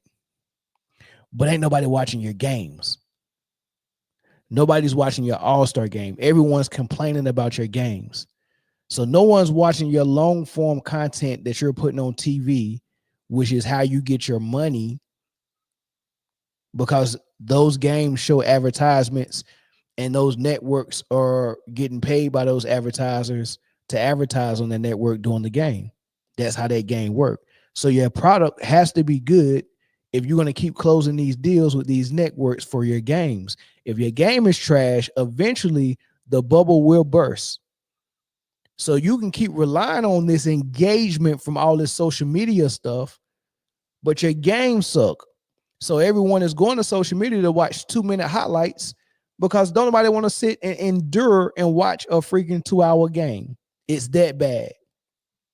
As a matter of fact, if it wasn't for the halftime crew with TNT and Charles Barkley and all them dudes, I don't think nobody would watch any games. Some people be looking forward to the halftime show.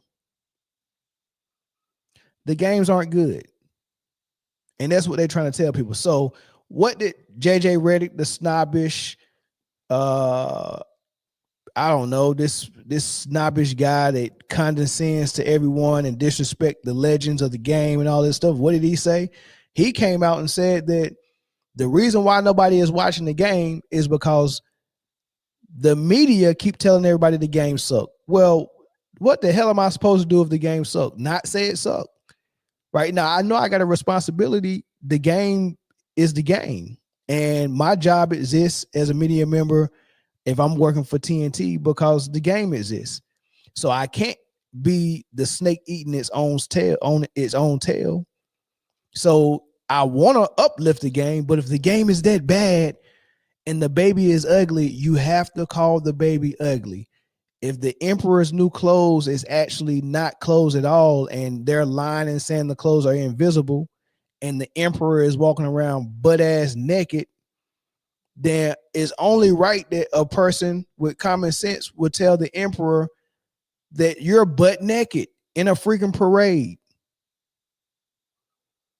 I'm not going to be the person who's going to let the emperor walk around butt naked. And the emperor in this 6 is Adam Silver.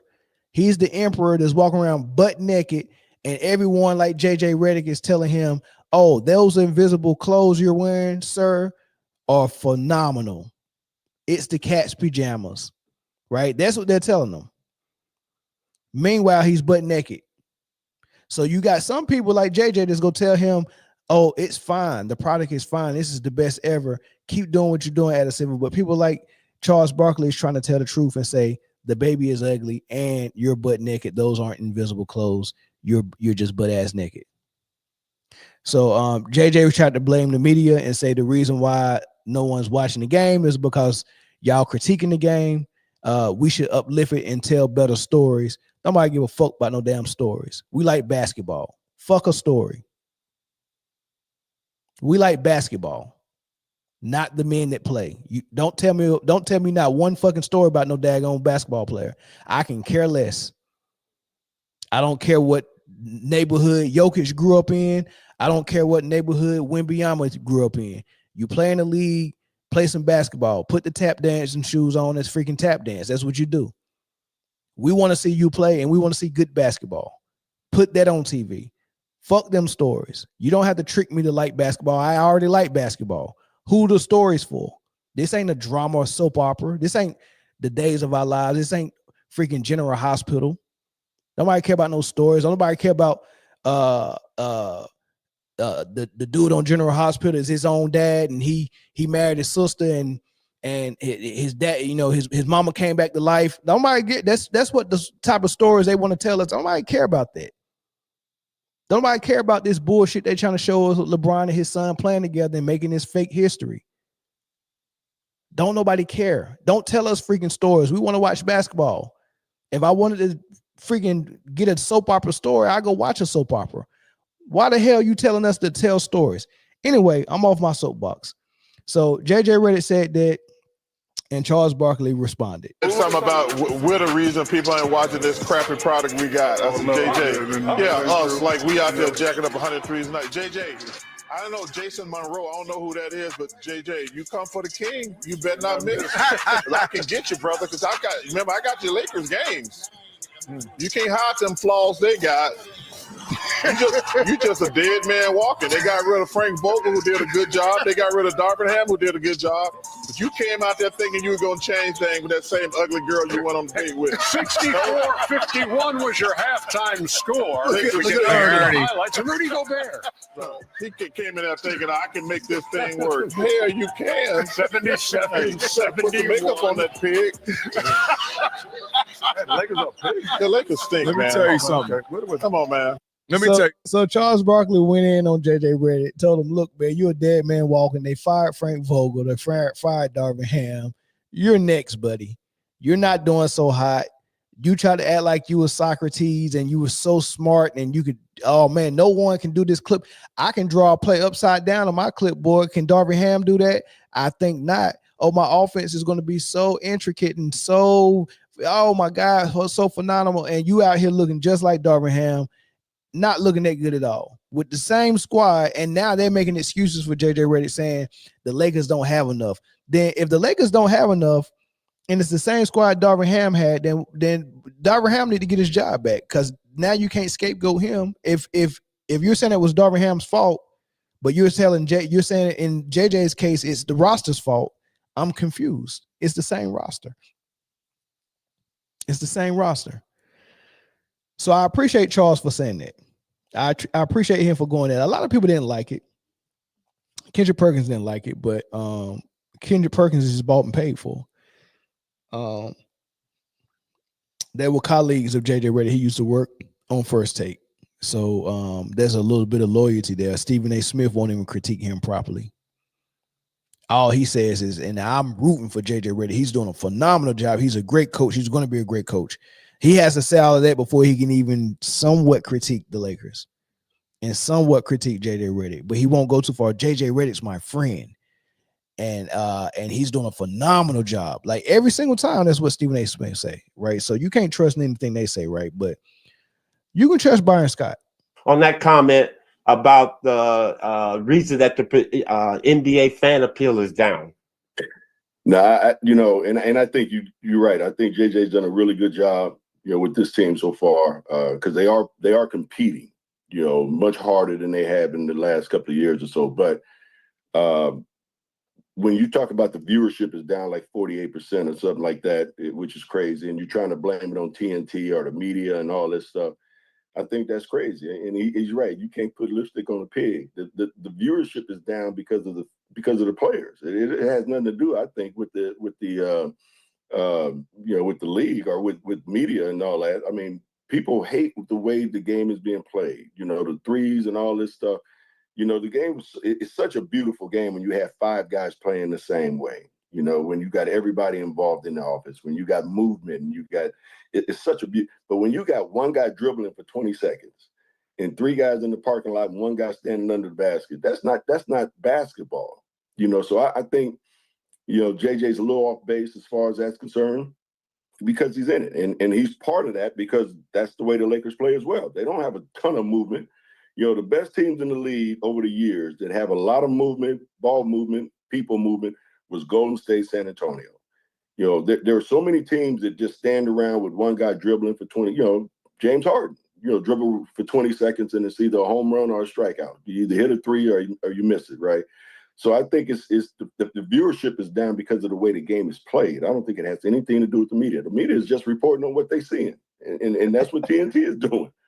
And I love the way he said that. That was perfect. He said it's either a home run or a strikeout. That's the way the game's been played. He said that no one likes the way the game's been playing. It's not appeasing. It doesn't look good. It's not real basketball. It's one guy doing everything while the other four guys stand around and watch, or the other three guys standing around and watch, waiting for a pass or waiting for a ball to be thrown so they can shoot a three, and the other guy setting screens for that one guy with the ball. Right? That's the whole offense, and everyone is copying and doing it. It's the James Harden offense. It's the D'Antoni offense. It's not fun, right? And the reason why I love the analogy of home runs and strikeouts, imagine if baseball was only if they created rules to where you can only throw one pitch because we want more home runs, right? And you either get a player swinging for the fences, home run, or you're going to get a strikeout. All the other things you're going to miss is the in-between game. You're going to miss those double plays. You're going to miss those phenomenal catches in the dirt. You're going to miss that shortstop play. All that stuff is going to be obsolete. Just home runs and strikeouts, home runs and strikeouts. You might get some casual fans that loves it because I couldn't go to the game. It's not boring.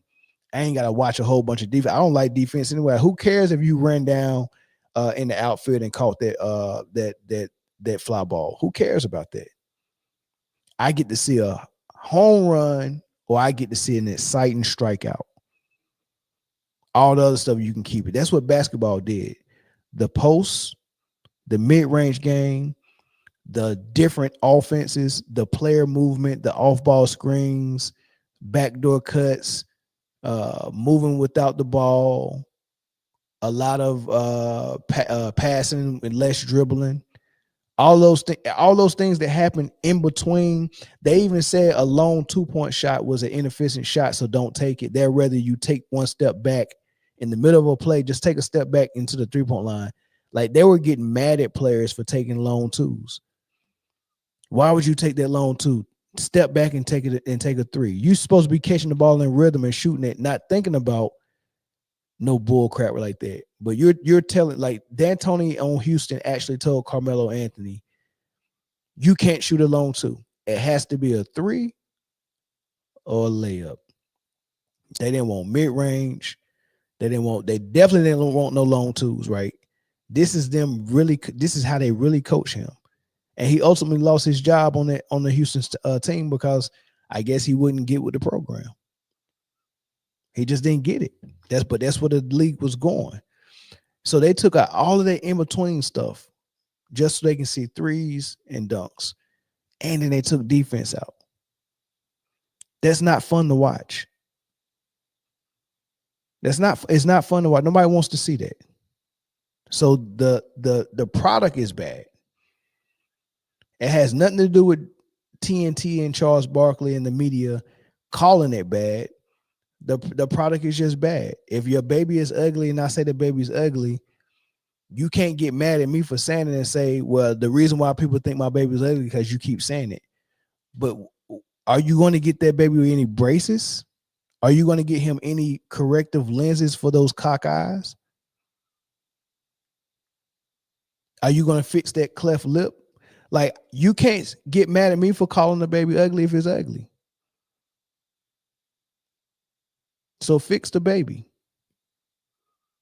That's what Adam Silver need to do, fix the baby. So while we're on the topic of bad basketball play, let's get into some good basketball play, man. Like, I don't want to end it on that note, right?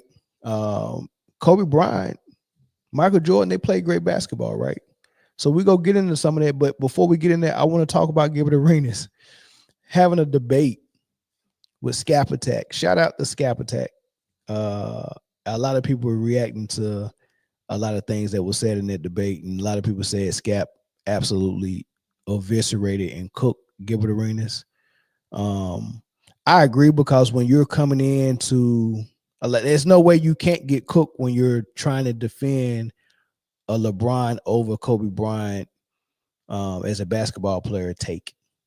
Like, so you, as soon as you take that stance that, oh, I'm gonna argue for LeBron, you're already cooked. You're already in the frying pan. So even if the cook can't cook, if the chef can't cook, it's still grease in that frying pan, and you decided to get in it. So by default, you're just gonna get cooked. But in this case, it's a good chef.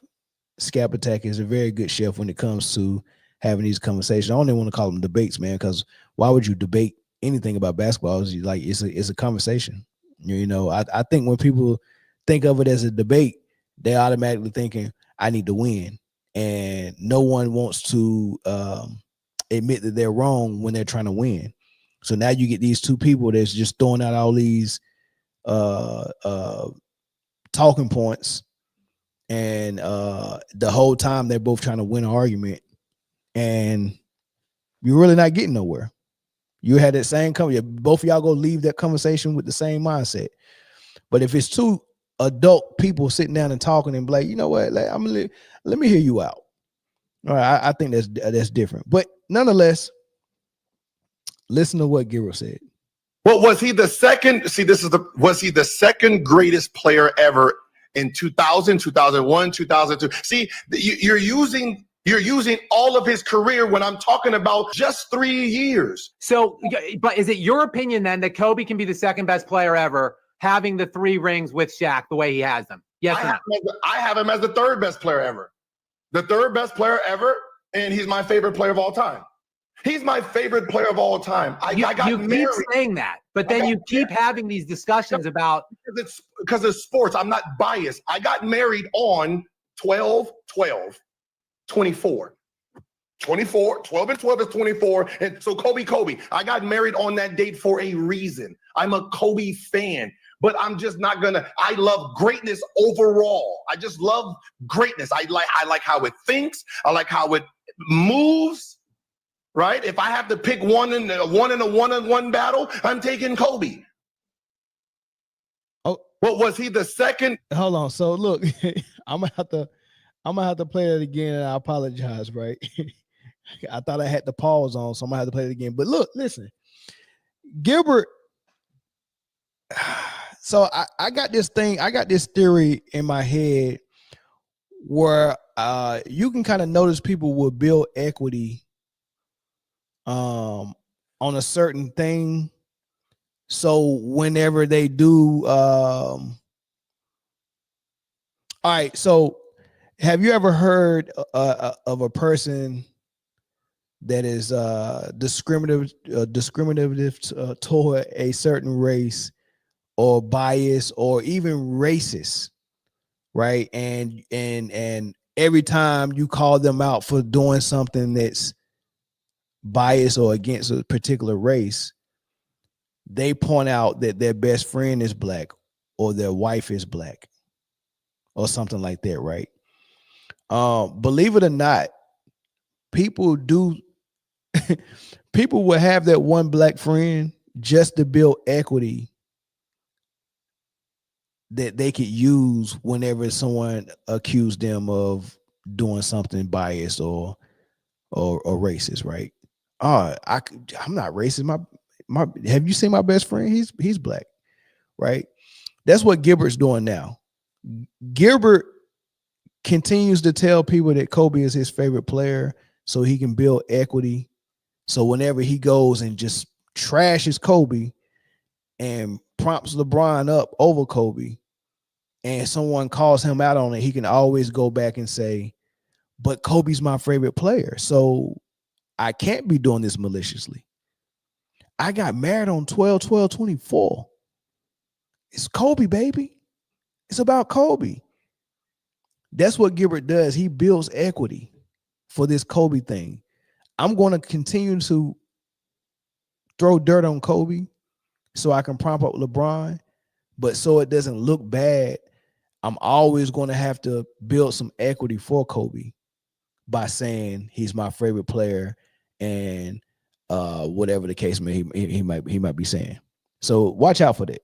See, was he the second greatest player ever in 2000, 2001, 2002? See, you're using all of his career when I'm talking about just 3 years. So, but is it your opinion then that Kobe can be the second best player ever, having the 3 rings with Shaq the way he has them? Yes or no? I have him as the third best player ever. The third best player ever. See, and he's my favorite player of all time. That's the equity. He's my favorite player of all time. I got married. You keep saying that, but then you keep having these discussions about because it's sports. I'm not biased. I got married on 12/12/24. 24, 12 and 12 is 24. And so Kobe, I got married on that date for a reason. I'm a Kobe fan, but I'm just not gonna. I love greatness overall. What do you mean you're a Kobe fan, but you love greatness overall? What does that mean? What about Kobe ain't greatness? I just love greatness. I like how it thinks. I like how it moves. Right? If I have to pick one in a one-on-one battle, I'm taking Kobe all day. This is not about, but you still have careers. Okay, Kobe didn't get to finish his career. He started off his career slow. What do you mean he didn't get to finish his career? Okay, he tore his Achilles and he played his last 2 years have a shell of himself. That don't mean he didn't get to finish his career. What do you mean? He finished it. He scored 60 his last. He walked out fine. Not finishing your career means that your career got cut short and you played. I would say T-Mac didn't finish his career. He had to retire because of injuries, and it was premature. You played 20 years. That's not premature. You finished your career. You played 20. That's finishing your career. Sebastian Telfair didn't get to finish his career. Derrick Rose didn't get to finish his career. But Kobe finished his career. What is Gil talking about? What do you mean he started off slow? He came out of high school and he played for a coach that didn't believe in playing high school kids. He didn't start off slow. He was an all-star his second year in the league. One of the best 6 men that was coming off the bench. He didn't start off slow. He got held back a little bit. He didn't start off slow. What the hell? Right? And he ended his career on an Achilles. That counts. What do you mean that count? How does me coming in as a high schooler and Dale Harris not wanting to play me, but somehow I still make all-star in my second year as a 19-year-old coming off the bench? When was the last bench player you seen make all-star? So I made all-star coming off. I made a name for myself. I won the dunk contest as a rookie. I had an Adidas contract. I was on the Tyra Banks show rapping in Italian. Everyone knew my name. Paparazzi took pictures of me all over the place going to the prom with Brandy. How the hell did he start out slow? He was on the bench because the coach didn't believe in high schoolers playing. He didn't start out slow. When he got in the game, we seen how good he was. We seen his preseason game. I did an interview with Corey Blunt. He said that we all knew what he was. He said the first preseason game he seen Kobe Bryant play, he called and told his boys back home, I just seen the next Michael Jordan. What are we talking about? Gilbert, what are we talking about? He didn't start off slow. He didn't. If he would have went to a team that wasn't the Lakers, if he would have went to Charlotte and they threw him in the starting lineup and said, "Hey, here's the keys to the to that luxury car. Drive it however you want to drive it," which is what LeBron did. He went to Cleveland. He had a clean slate. That was like, "Hey, the world is yours, buddy. Make all the mistakes you want. Do what you need to do. Just go out there and score 25. We ain't worrying about winning right now." If he would have did that in Charlotte, it would have been different. He went and was playing behind Eddie Jones and Nick Van Exel and a coach that didn't want to play him. And they, oh, by the way, they had Shaq and it was already a playoff team. What am I going to do with a high schooler? Dale Harris was dumber than rocks to be sitting there looking at Kobe Bryant and say, I don't want to use that. But Jerry West wasn't dumb. He knew. Got Jerry West, got Dale Harris out of there, got Phil Jackson in there, and the rest is history, right? So I don't know what Gil's talking about. I'm sorry, that counts. So when you put both careers together, I have him jumping. I have LeBron jumping him. I have LeBron at 2. I have Kobe at 3. I like that. So when you put two careers together, I have LeBron jumping him. Let me decipher that for you. I've already evaluated them as players, and I got Kobe over LeBron as a player. But when you put their careers together, I have LeBron jumping him as the all-time ranking list. And I like the fact that he is adding the resume and the career with the player. So what we're talking about when we say Kobe's better than LeBron is that we're talking about the player. We're evaluating them as players. Kobe Bryant's obviously a better basketball player than LeBron James. He's the second coming of Michael Jordan. Everyone talks about how close Michael Jordan and Kobe is. I mean, listen to Dunleavy talk about it. Who do you think is better? But, Michael's Michael. I mean, obviously, in my mind, the best player to ever play. And other than Michael and then maybe Kobe, the next, like as far as competitors, workers, both those guys, I don't know how they did it. 5 a.m. in the morning, they're up. They were, basically from a work ethic standpoint, they were at the top of the list. So you got Dunleavy Sr. saying that obviously Mike's the GOAT, best player I ever seen play, and he was like, Kobe's right there. As far as work and grind and all that other stuff, there's nobody like Mike and Kobe. Like, people can't separate Mike and Kobe, not just because Kobe emulated Mike and a lot of his game aesthetically looked like Mike. Nah, everything was like Mike. His drive, his goal to be the best and work to be the best, not just work the media to say you the best like LeBron. Like, Kobe actually was like, I want to get in the gym and work on my game so much that it's as good as Mike, or if not better. And LeBron was like, I don't think I can get as good as Mike. So what I'm going to do is I'm just going to take what I got, and then whatever gaps need to be filled, I just get the media to fill those gaps for me with propaganda. So instead of the conversation being, man, LeBron James is just as crisp as Kobe and Mike. He shoot it well. The form is beautiful. The post game is there. His footwork is there. Instead of him working on all of that and getting his game as crisp as Mike's, he was just like, nah, I'm giving y'all what I got, man. I'm just gonna keep running and jumping and dunking, and I just let the media explain to y'all why I should be in the conversation with Mike. That's basically what LeBron did. So Gil, I don't understand how once you evaluate them as players and you obviously got Kobe over him as a player, then you start getting to the career and you're just saying, because LeBron was healthier longer than Kobe and played longer and accumulated more stats, then that means he had a better career. And you're just ignoring the fact that Kobe got 5 rings. And knowing that debate, his rationale for Kobe's 5 rings versus LeBron's 4, if you count the bubble, 3 of them didn't count because he was a sidekick for Shaq. Based on what, though? Based on me.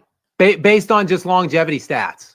Just everything. Just the game itself, how I played, how we had to guard them. Yes. So you're okay with hearing Kobe over LeBron, though? At the end, I don't mind.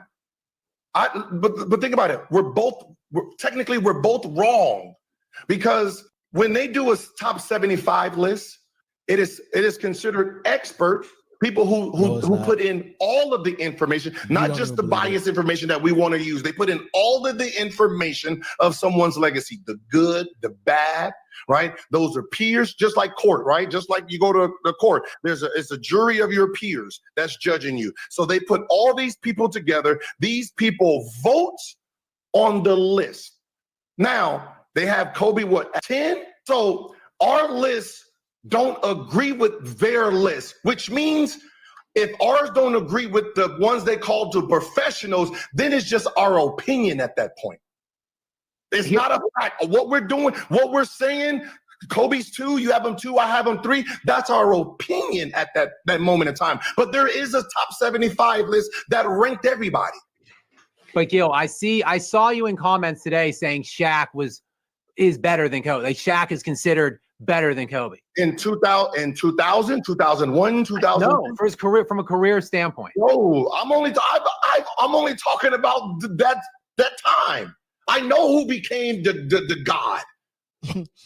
Gilbert, I don't know how he gets away with this on his own show. Nobody really checks him. Nobody really checks him, man. I just say that. Well, Rashad McCants does, but they've already just written Rashad McCants off as the angry black man, almost like a conspiracy theorist, right? Like someone can tell you the sky is falling and the sky is actually falling. But if you already labeled as a conspiracy theorist, no one would look up, right? They're just gonna be like, he's a conspiracy theorist, man. Don't listen to nothing he says. Sky just falling, right? That's what Gilbert. That's on Gil's arena. That's what Rashad McCants said. He's saying so many ridiculous things that when he say things that make sense, and they're like, oh man, you just don't like LeBron. They just write off everything he say. And then Brandon Genius is just a shot jock. You never know what he believe. He just be saying stuff just to, like this dude said Jason Tatum was the softest superstar in history. Lord have mercy. He just be saying stuff, right? And then Kenyon.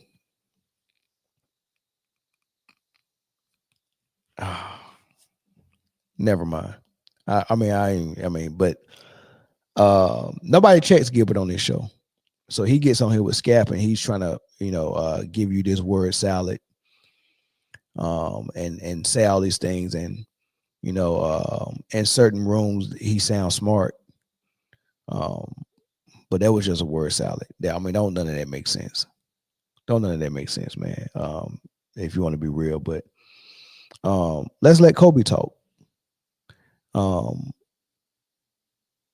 Because I think there's a difference between Mike, Kobe, LeBron, and when they say things and how they talk. I just recently heard LeBron.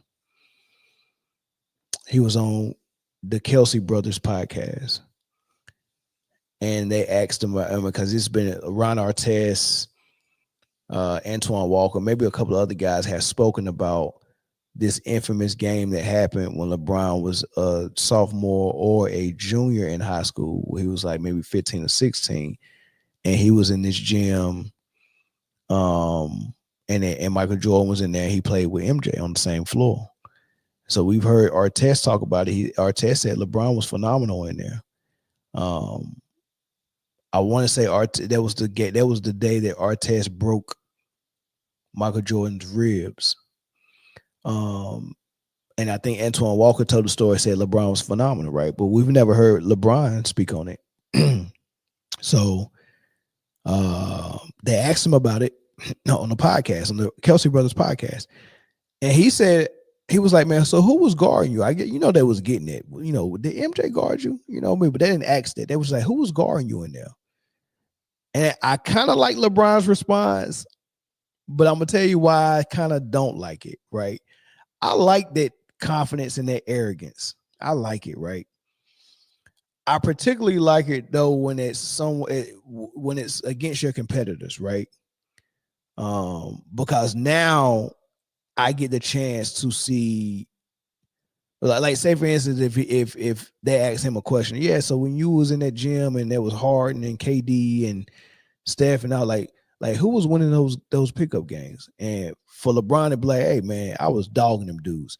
I love that because guess what I get to see after that? I get to see him and Kevin Durant get on the floor together, and I get to see how that's gonna happen, right? But what I don't like is when you try to puff your chest up like that against an older guy that you're never going to be able to play against and back up what you're saying, right? So And LeBron always gets in trouble right like that because he pays attention to stuff that people say, Kobe, Mike, and all this stuff, and he doesn't have that same type of personality. So when he does it and it's off-putting and it misses the mark and it seems, kind of, I don't know, kind of weird. He don't understand how corny he sound because that's not really his personality. He don't see how, so anyway, long story short, they asked him who was guarding you in those pickups, and his answer was nobody was guarding me. I was unstoppable. I love it though. I love it, but I was like, man, I like that you said it, LeBron, but how are we supposed to know? Like, how can we, come on, man, like, what can we do with that, right? But I love it. But here's the difference, though. You got a legend in Michael Jordan, paying homage to the guys that came before you and paved the way before you is a responsibility of the new generation and the new era of basketball as much as you can. Don't let those names be forgotten, right? We got to keep that going, man. Dr. J is still living with us. He's with us right now. We need to be hearing Dr. J name more often, right? Kareem is still with us. We talked about Kareem a little bit when LeBron passed him up on the scoring list, but ain't nobody talking about Kareem. We need to be celebrating Kareem a little bit more often. We just lost Jerry West. We lost Bill Russell a couple of years ago. Like, you got to pay homage, right? Listen to how Kobe Bryant talked about it when they asked him, "Are you better than Mike?" Who do you think is better, Michael Jordan or yourself? No, I mean, I will never say I'm better than Michael because in all honesty, he's taught me so many things by observation and also through conversation. I would never say that. I think it's a bit of an unbalanced comparison too, because when he came in Chicago, he was able to do things individually that I didn't have the freedom to do coming to Los Angeles. So it's our career paths tracked differently. I came in playing a support role with Shaquille, which was like really hard for a person of my personality to do. That would be like asking Michael to do the same thing. It's very hard to do that. So our careers tracked on different paths, man. But I would never ever say that just because I learned so much from him. It's just it's a non-conversation for me. I like that because he was able to do two things. He was able to speak up for himself, but he was also able to pay homage and speak the truth on how Michael Jordan has helped him so much. And now that he was done playing, this was after he retired. I don't have that competitive edge no more to be better than Mike and stuff like that. So I don't have to answer the question that way. I can genuinely sit back and be like, look, man, I mean, y'all might have not known this, but I can never say I'm better than Mike because not even before I start asking him so many questions about the game and him giving me so much of the game through his answers. Even before that, I was observing so much of his game and copying his game that way. So he was like, I've gotten so much from Mike. How can I ever say I'm better than him? He said, I would never say I'm better than Mike. And, that was touching to hear Kobe say that because for so long he was chasing Mike and trying to be better than him and trying to reach that pinnacle. But he just admitted I can never say I'm better than Mike. I never will say that. But then he spoke up for himself and said, but if you're comparing us, it's kind of unfair because Mike got to come into his franchise and his team and immediately be the man. And he said, I came into a franchise where I had to play behind Shaq. I was 17. Shaq was already on his second contract, all-star. He was already a top 50 player of all time. They had already put Shaq in that.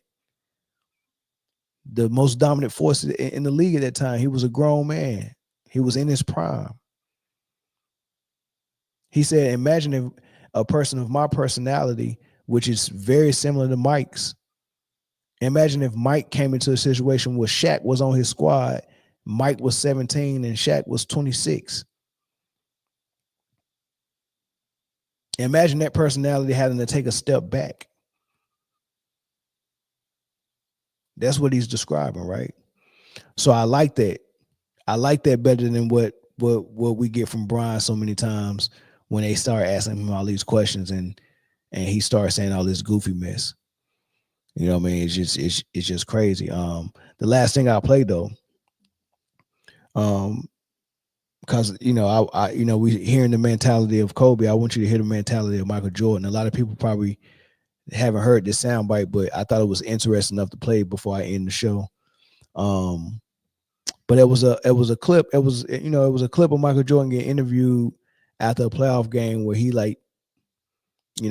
exploded and hit a lot of threes in that game. So they asked him about it and was like, "Why you don't shoot more threes?" Man, he wanted to give you insight on what his mentality was when it comes to basketball. Listen to what he said about that question. Well, was he the second? No, that ain't it.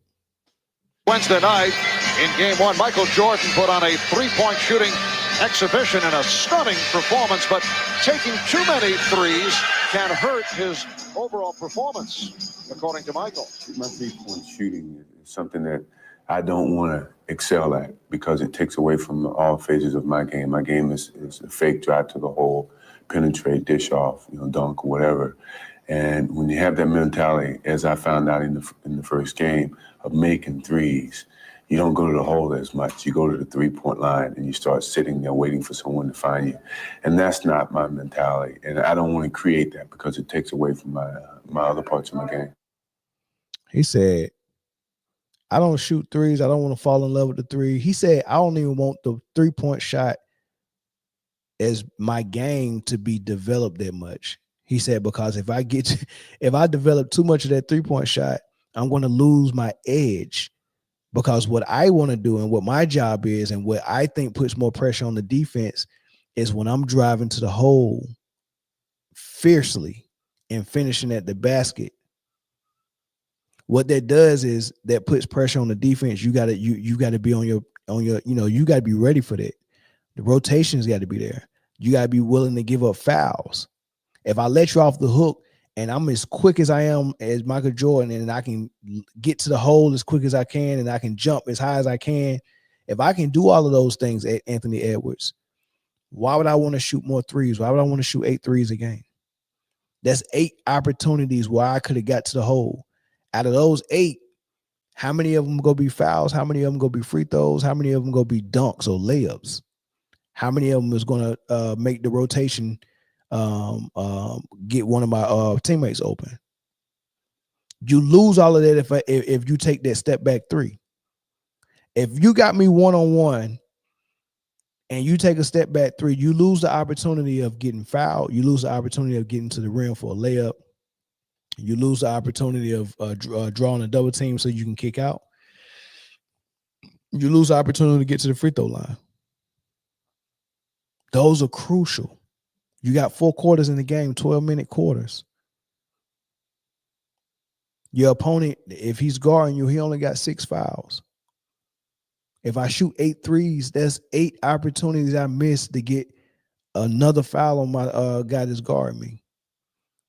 And if I get him in foul trouble early, he's got to guard me different. And in order for him to stay in the game and not foul me, he might have to get help. A double might have to come, and now that's our offense. As soon as I get the ball, the double's coming because he don't want to foul me. Now we can kick out and hit these open players. Or I'm going to foul him out. Or the coach is going to take him out of the game and put a worse defender on me because he was the best defender. Now I got 2-3 fouls on him. Who is teaching them to shoot these threes? Like, the game is all jacked up. Phone lines are open. I'm going to take 1 or 2 phone calls before I get out of here. Zach Lester said, my pops was just saying that today NBA is lazy when you shoot threes and make it so much easier on the other team's defense. 100%. 100%.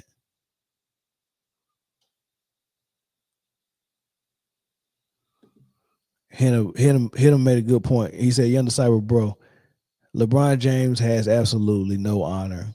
He's a snake throwing his teammates under the bus, firing coaches, etc., bro. You know it, my brother. Facts. True. That's true, man. LeBron James, as much as I like him, and is great. He's been good. He's been good for the league, but he's also been bad and a disgrace. He's been a disgrace. Caller from Minnesota, what's your thoughts? Yeah, man. Night, Mel. What's up, brother? First time call on your show. I've called Sports T before. What's good, man? What's popping? What's your thoughts? Man, it's crazy. Like I have to unsubscribe from Gilbert Arenas podcast. That's trash. Yeah, I don't understand how he talks like that again. Maybe that's why the gods have get rid of him out the league, because he's crazy. What has he done for himself in the league? He keeps icing somebody else up. What has he done? What's the mark he left in the league? Well, his claim to fame is dropping 50 points on Kobe. That's one game. What did he won? What's in his cabinet? He ain't won nothing. He ain't nobody to be discrediting all these great players, along with crack face JJ Redick, who looks like his nose is running.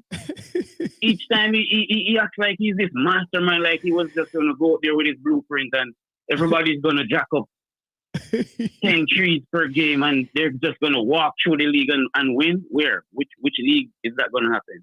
As tough as it is. You ain't no coach. You make a good point, though. You make a good point, man. So you unsubscribe from Gil? Yeah, I don't watch that. I get irritated watching it, and I'm not overreacting. I'm just being honest, man. And listen, I'm a diehard fan, almost 50. I'm a Jamaican, but I live in the States now. And I've been watching the league from the 80s. And to hear him, who I watch, who was Agent Zero, but it's damn right he's zero because he ain't nothing. Man, you're doing a great job. I love your take. I said earlier in the comment, I love your basketball mind. And also, I don't understand how to become a member. I want to become a member of this and Sports T as well. I've called her show before as well. Yeah, I appreciate that, man. I appreciate the call. So on the homepage for the channel, it should be a join button. That join button lead you to membership. Let me see what it looks like. Yeah, man, because you see, your show and her show, because I go to work like 3 p.m. So when I come in the night and roll up, your show and her show. Yeah, that's my girl. She about to go live. I don't watch basketball no more. I just watch highlights. Yeah. She about to go live pretty soon. So I'm about to end mine so she can go ahead and start her live. Man, I ain't sleeping. I'm going over there. Yeah, tell her I said what's up when you get over there, man. But let me know if you don't figure out that membership thing. And I probably could give you some better directions on that. But okay, I'm looking at it right now. Yeah, I'm looking at it right now on the homepage. If you scroll down, it's gonna say our members, and there's gonna be a join button right beside it. Okay, I'll go ahead and try to find it right now, man. Okay. I love these shows. All right, man. I appreciate it, brother. Yeah, man. Enough love, enough respect. Right. Big up, Mel. Yep, no doubt. LeBron haters, they can go to sleep. There's no comments right there. there ain't no case. They need to stop. All right, my brother. Enough respect. Yeah. Take care. All right. Yep. All right, let's get one more call, man. Then we can end it. I think I did see it was somebody from North Carolina. Somebody from North Carolina was calling. Yeah. I'm from North Carolina, man. So you definitely got to call back. You can be the last caller for this episode, man. And I'll see y'all tomorrow. I see y'all over there on Sports T in about 5-10 minutes. But I see y'all tomorrow for sure with the full panel. Hey, with that North Carolina number, call back. Going once, going twice. Man, it is interesting you say he'll disgrace the NBA, but when look at MJ and Kobe. Disgrace the NBA, but when look at him, I think that puzzle might be missing a couple of pieces. Yeah, Spurs and what's good? Spurs and that name sound familiar. I'm trying to think. The first time I seen you, was it Sports Tee or was it it was either Sports Tee or it was it Simply Balls Drop? What Spurs and where you from? That name sound familiar, but I don't think you originated here. Caller from North Carolina, what's up? Oh, what's going on, man? I'm a huge fan of the show, man. Every time y'all on, I'm tuned in. But what I wanted to say was the reason why I think they play the way they do. My theory is the sports betting, because if they all play the same way, then it's easier for them to make the games punctuate the way that they want it to go. So that's why my theory is that it has a little bit to do with that, but it also has to do with the analytics and all that other crap. But I ultimately think when you start to follow that money, you can see they all play the same because they live and die by that three ball. So they can control who's winning these games because all these players just chuck up a bunch of shots. Yeah.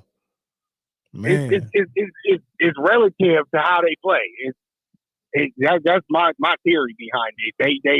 They make the players play exactly the same, so that way anybody can come up in there and dominate or not dominate. So they just altering the competitive level of the game, because we can see the defense it's non-existent. It don't exist. Or the level of toughness on defense doesn't exist how it previously did in other versions of the league. So that's just what I think. And then to touch on the LeBron situation, man, LeBron James just needs to sit back, find a spot on the sideline, and just cheer and be a good supporter of these young guys, because he's in the way. He's in the way of the dudes trying to come up. He's like in the way, every bro. year, the top 10 players, it's a spot saved for LeBron.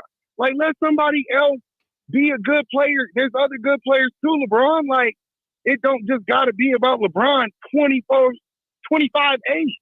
Like, it's anytime just like the other day, man, I'm watching the thing, and the Cleveland Cavaliers doing good. They can't just be good on their own. LeBron got to insert himself in that too. Facts. Oh, yeah, I just want the team. I set the legacy. I just want them to keep on continuing. They don't got nothing to do with you, LeBron. You ain't been there for 10 years. You've been gone almost 10 years. And I started the legacy. I just want them to continue. No, LeBron, we know you campaigning to go back to Cleveland in your career. That's what you're doing. You want a soft landing. You don't want to ruffle too many feathers, because you always do that when you leave. So we know LA gonna be burnt to the ground, extra crispy. And then once that's done, because this is LeBron 101. Once it's burnt to the ground, now I'm gonna go ahead and go back to Cleveland, and I'm gonna do my farewell tour. That's what he gonna do. It's predictable. LeBron is that's the reason why he ain't the greatest. He's too predictable. You already know what he's finna do. That's why the team can stop him. Because it's not one move that you can tell me that LeBron got that's unstoppable. Tim Duncan had that bank shot. Kareem had that sky hook. Mike had that fadeaway. Every player got that one move. When all this shit don't work, I can go back to this one. And it's unstoppable. It's irrefutable. LeBron James does not have one calling card. And he's been in the league for a dub. Well, he it's a great career. He got the the fuck you where he look at the ball and then he do it at step Oh, back the three. look away. Yeah. I just don't think that's a surefire. It's not unstoppable though. It's not It's not unstoppable. It's a signature move. I'll give him the credit on that, but it's not unstoppable. A mug ain't gonna guard that. They looking at that like, yeah, please shoot this three, LeBron, so I can get this transition bucket on you because you don't run back on defense like that no more. So, yeah, he's a great player. I will give LeBron his props. The body that he got, he was up top, man up top, blessed him with just a body that's just uncomparable as far as durability, athletic ability. LeBron was blessed with that. Yeah. But the spot between your eyes, between your ears, he don't got that mentality to be the best. Because you could have a body, he got the best body. I'll give him that. And I put LeBron one above Karl Malone, man. He ain't better than none of them players. When you sit there and you boil it down, if Karl Malone won 2 rings, he'd be better than LeBron. He's not better than Duncan for sure.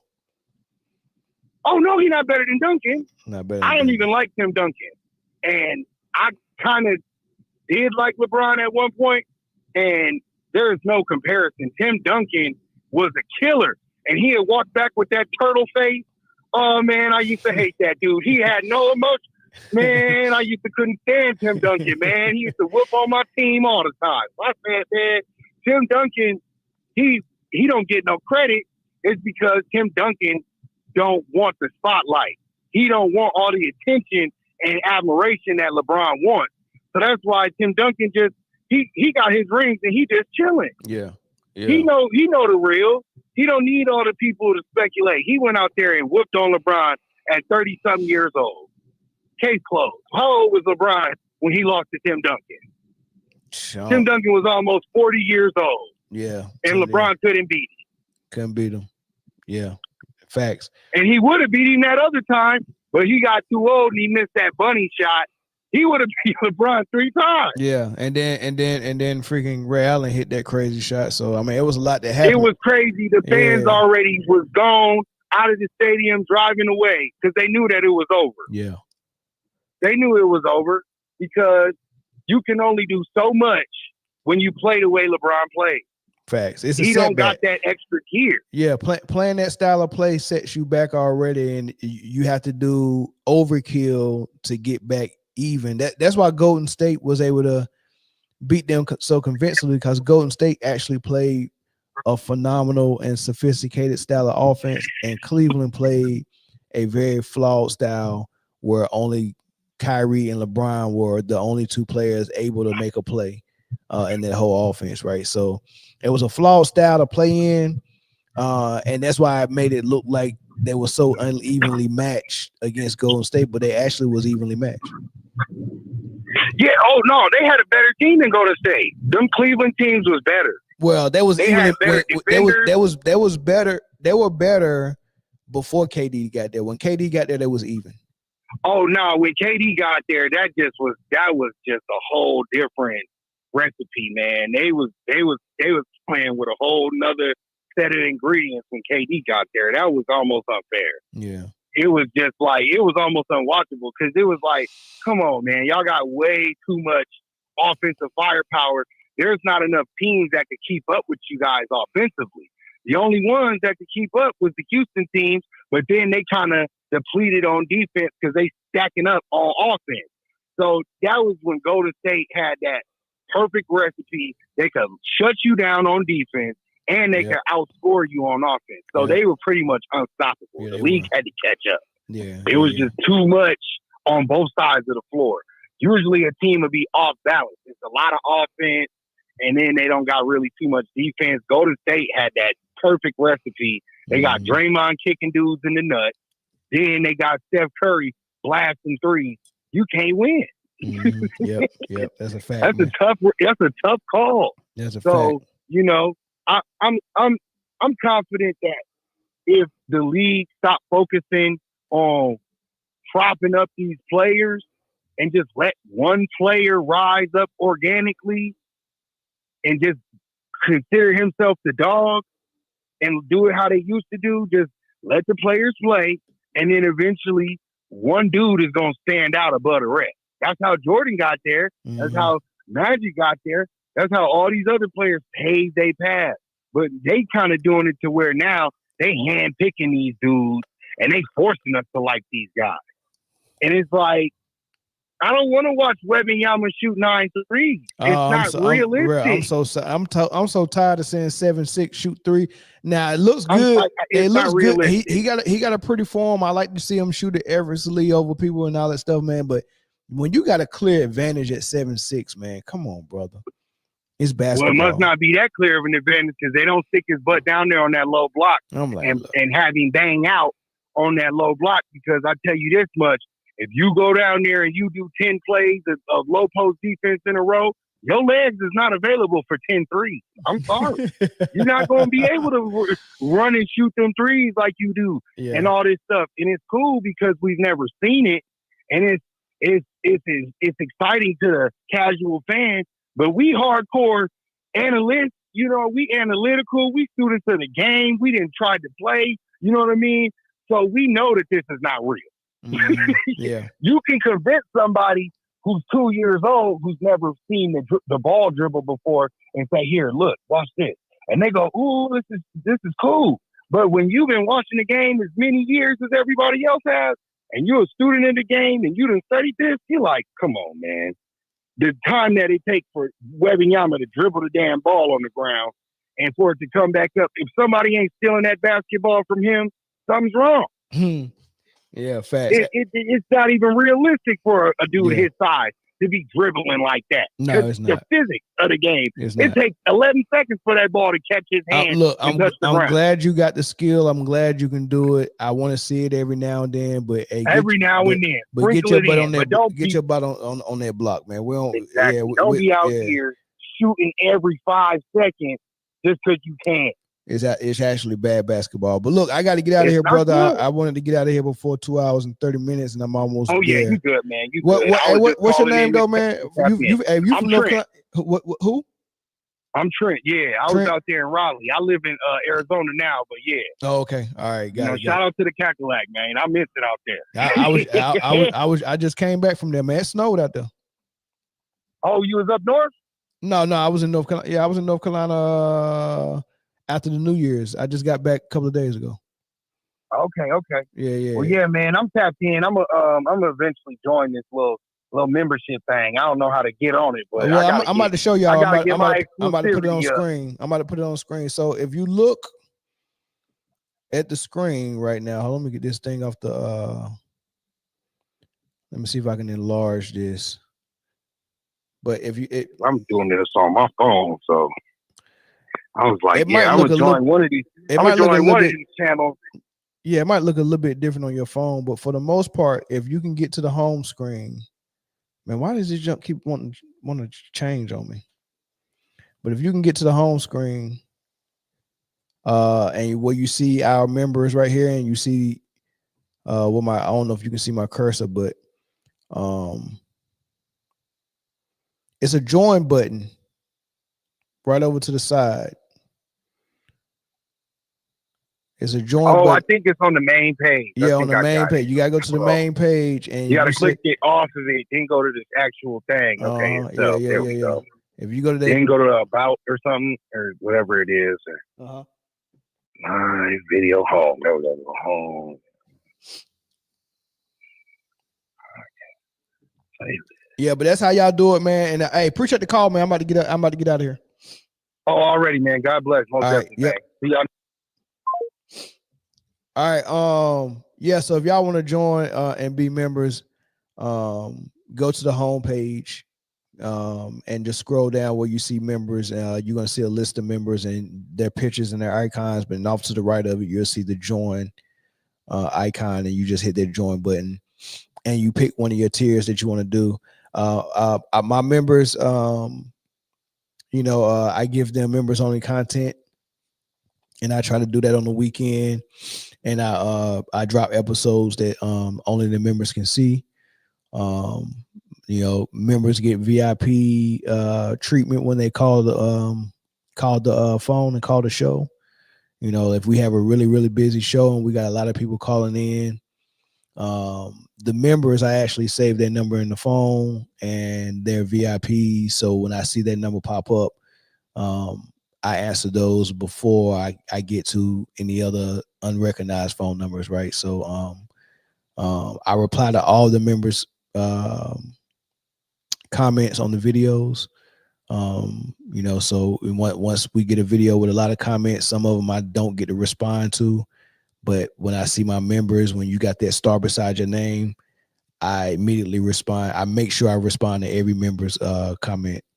It's just some perks that for the channel. It's my way to show appreciation because y'all showing appreciation by supporting the channel and becoming a paid member, man. So that's real dope, and that helped me keep coming back to y'all, man. So I appreciate all that. Appreciate all the members and appreciate the people that are considering joining to be a member.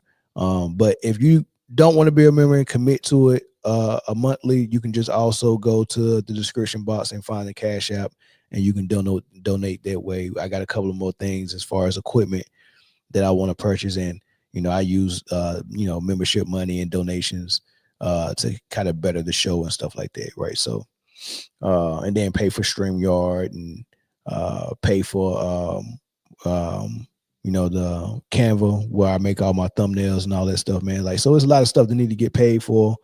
I got a website I need to I need to build, so there's a whole bunch of things I want to do.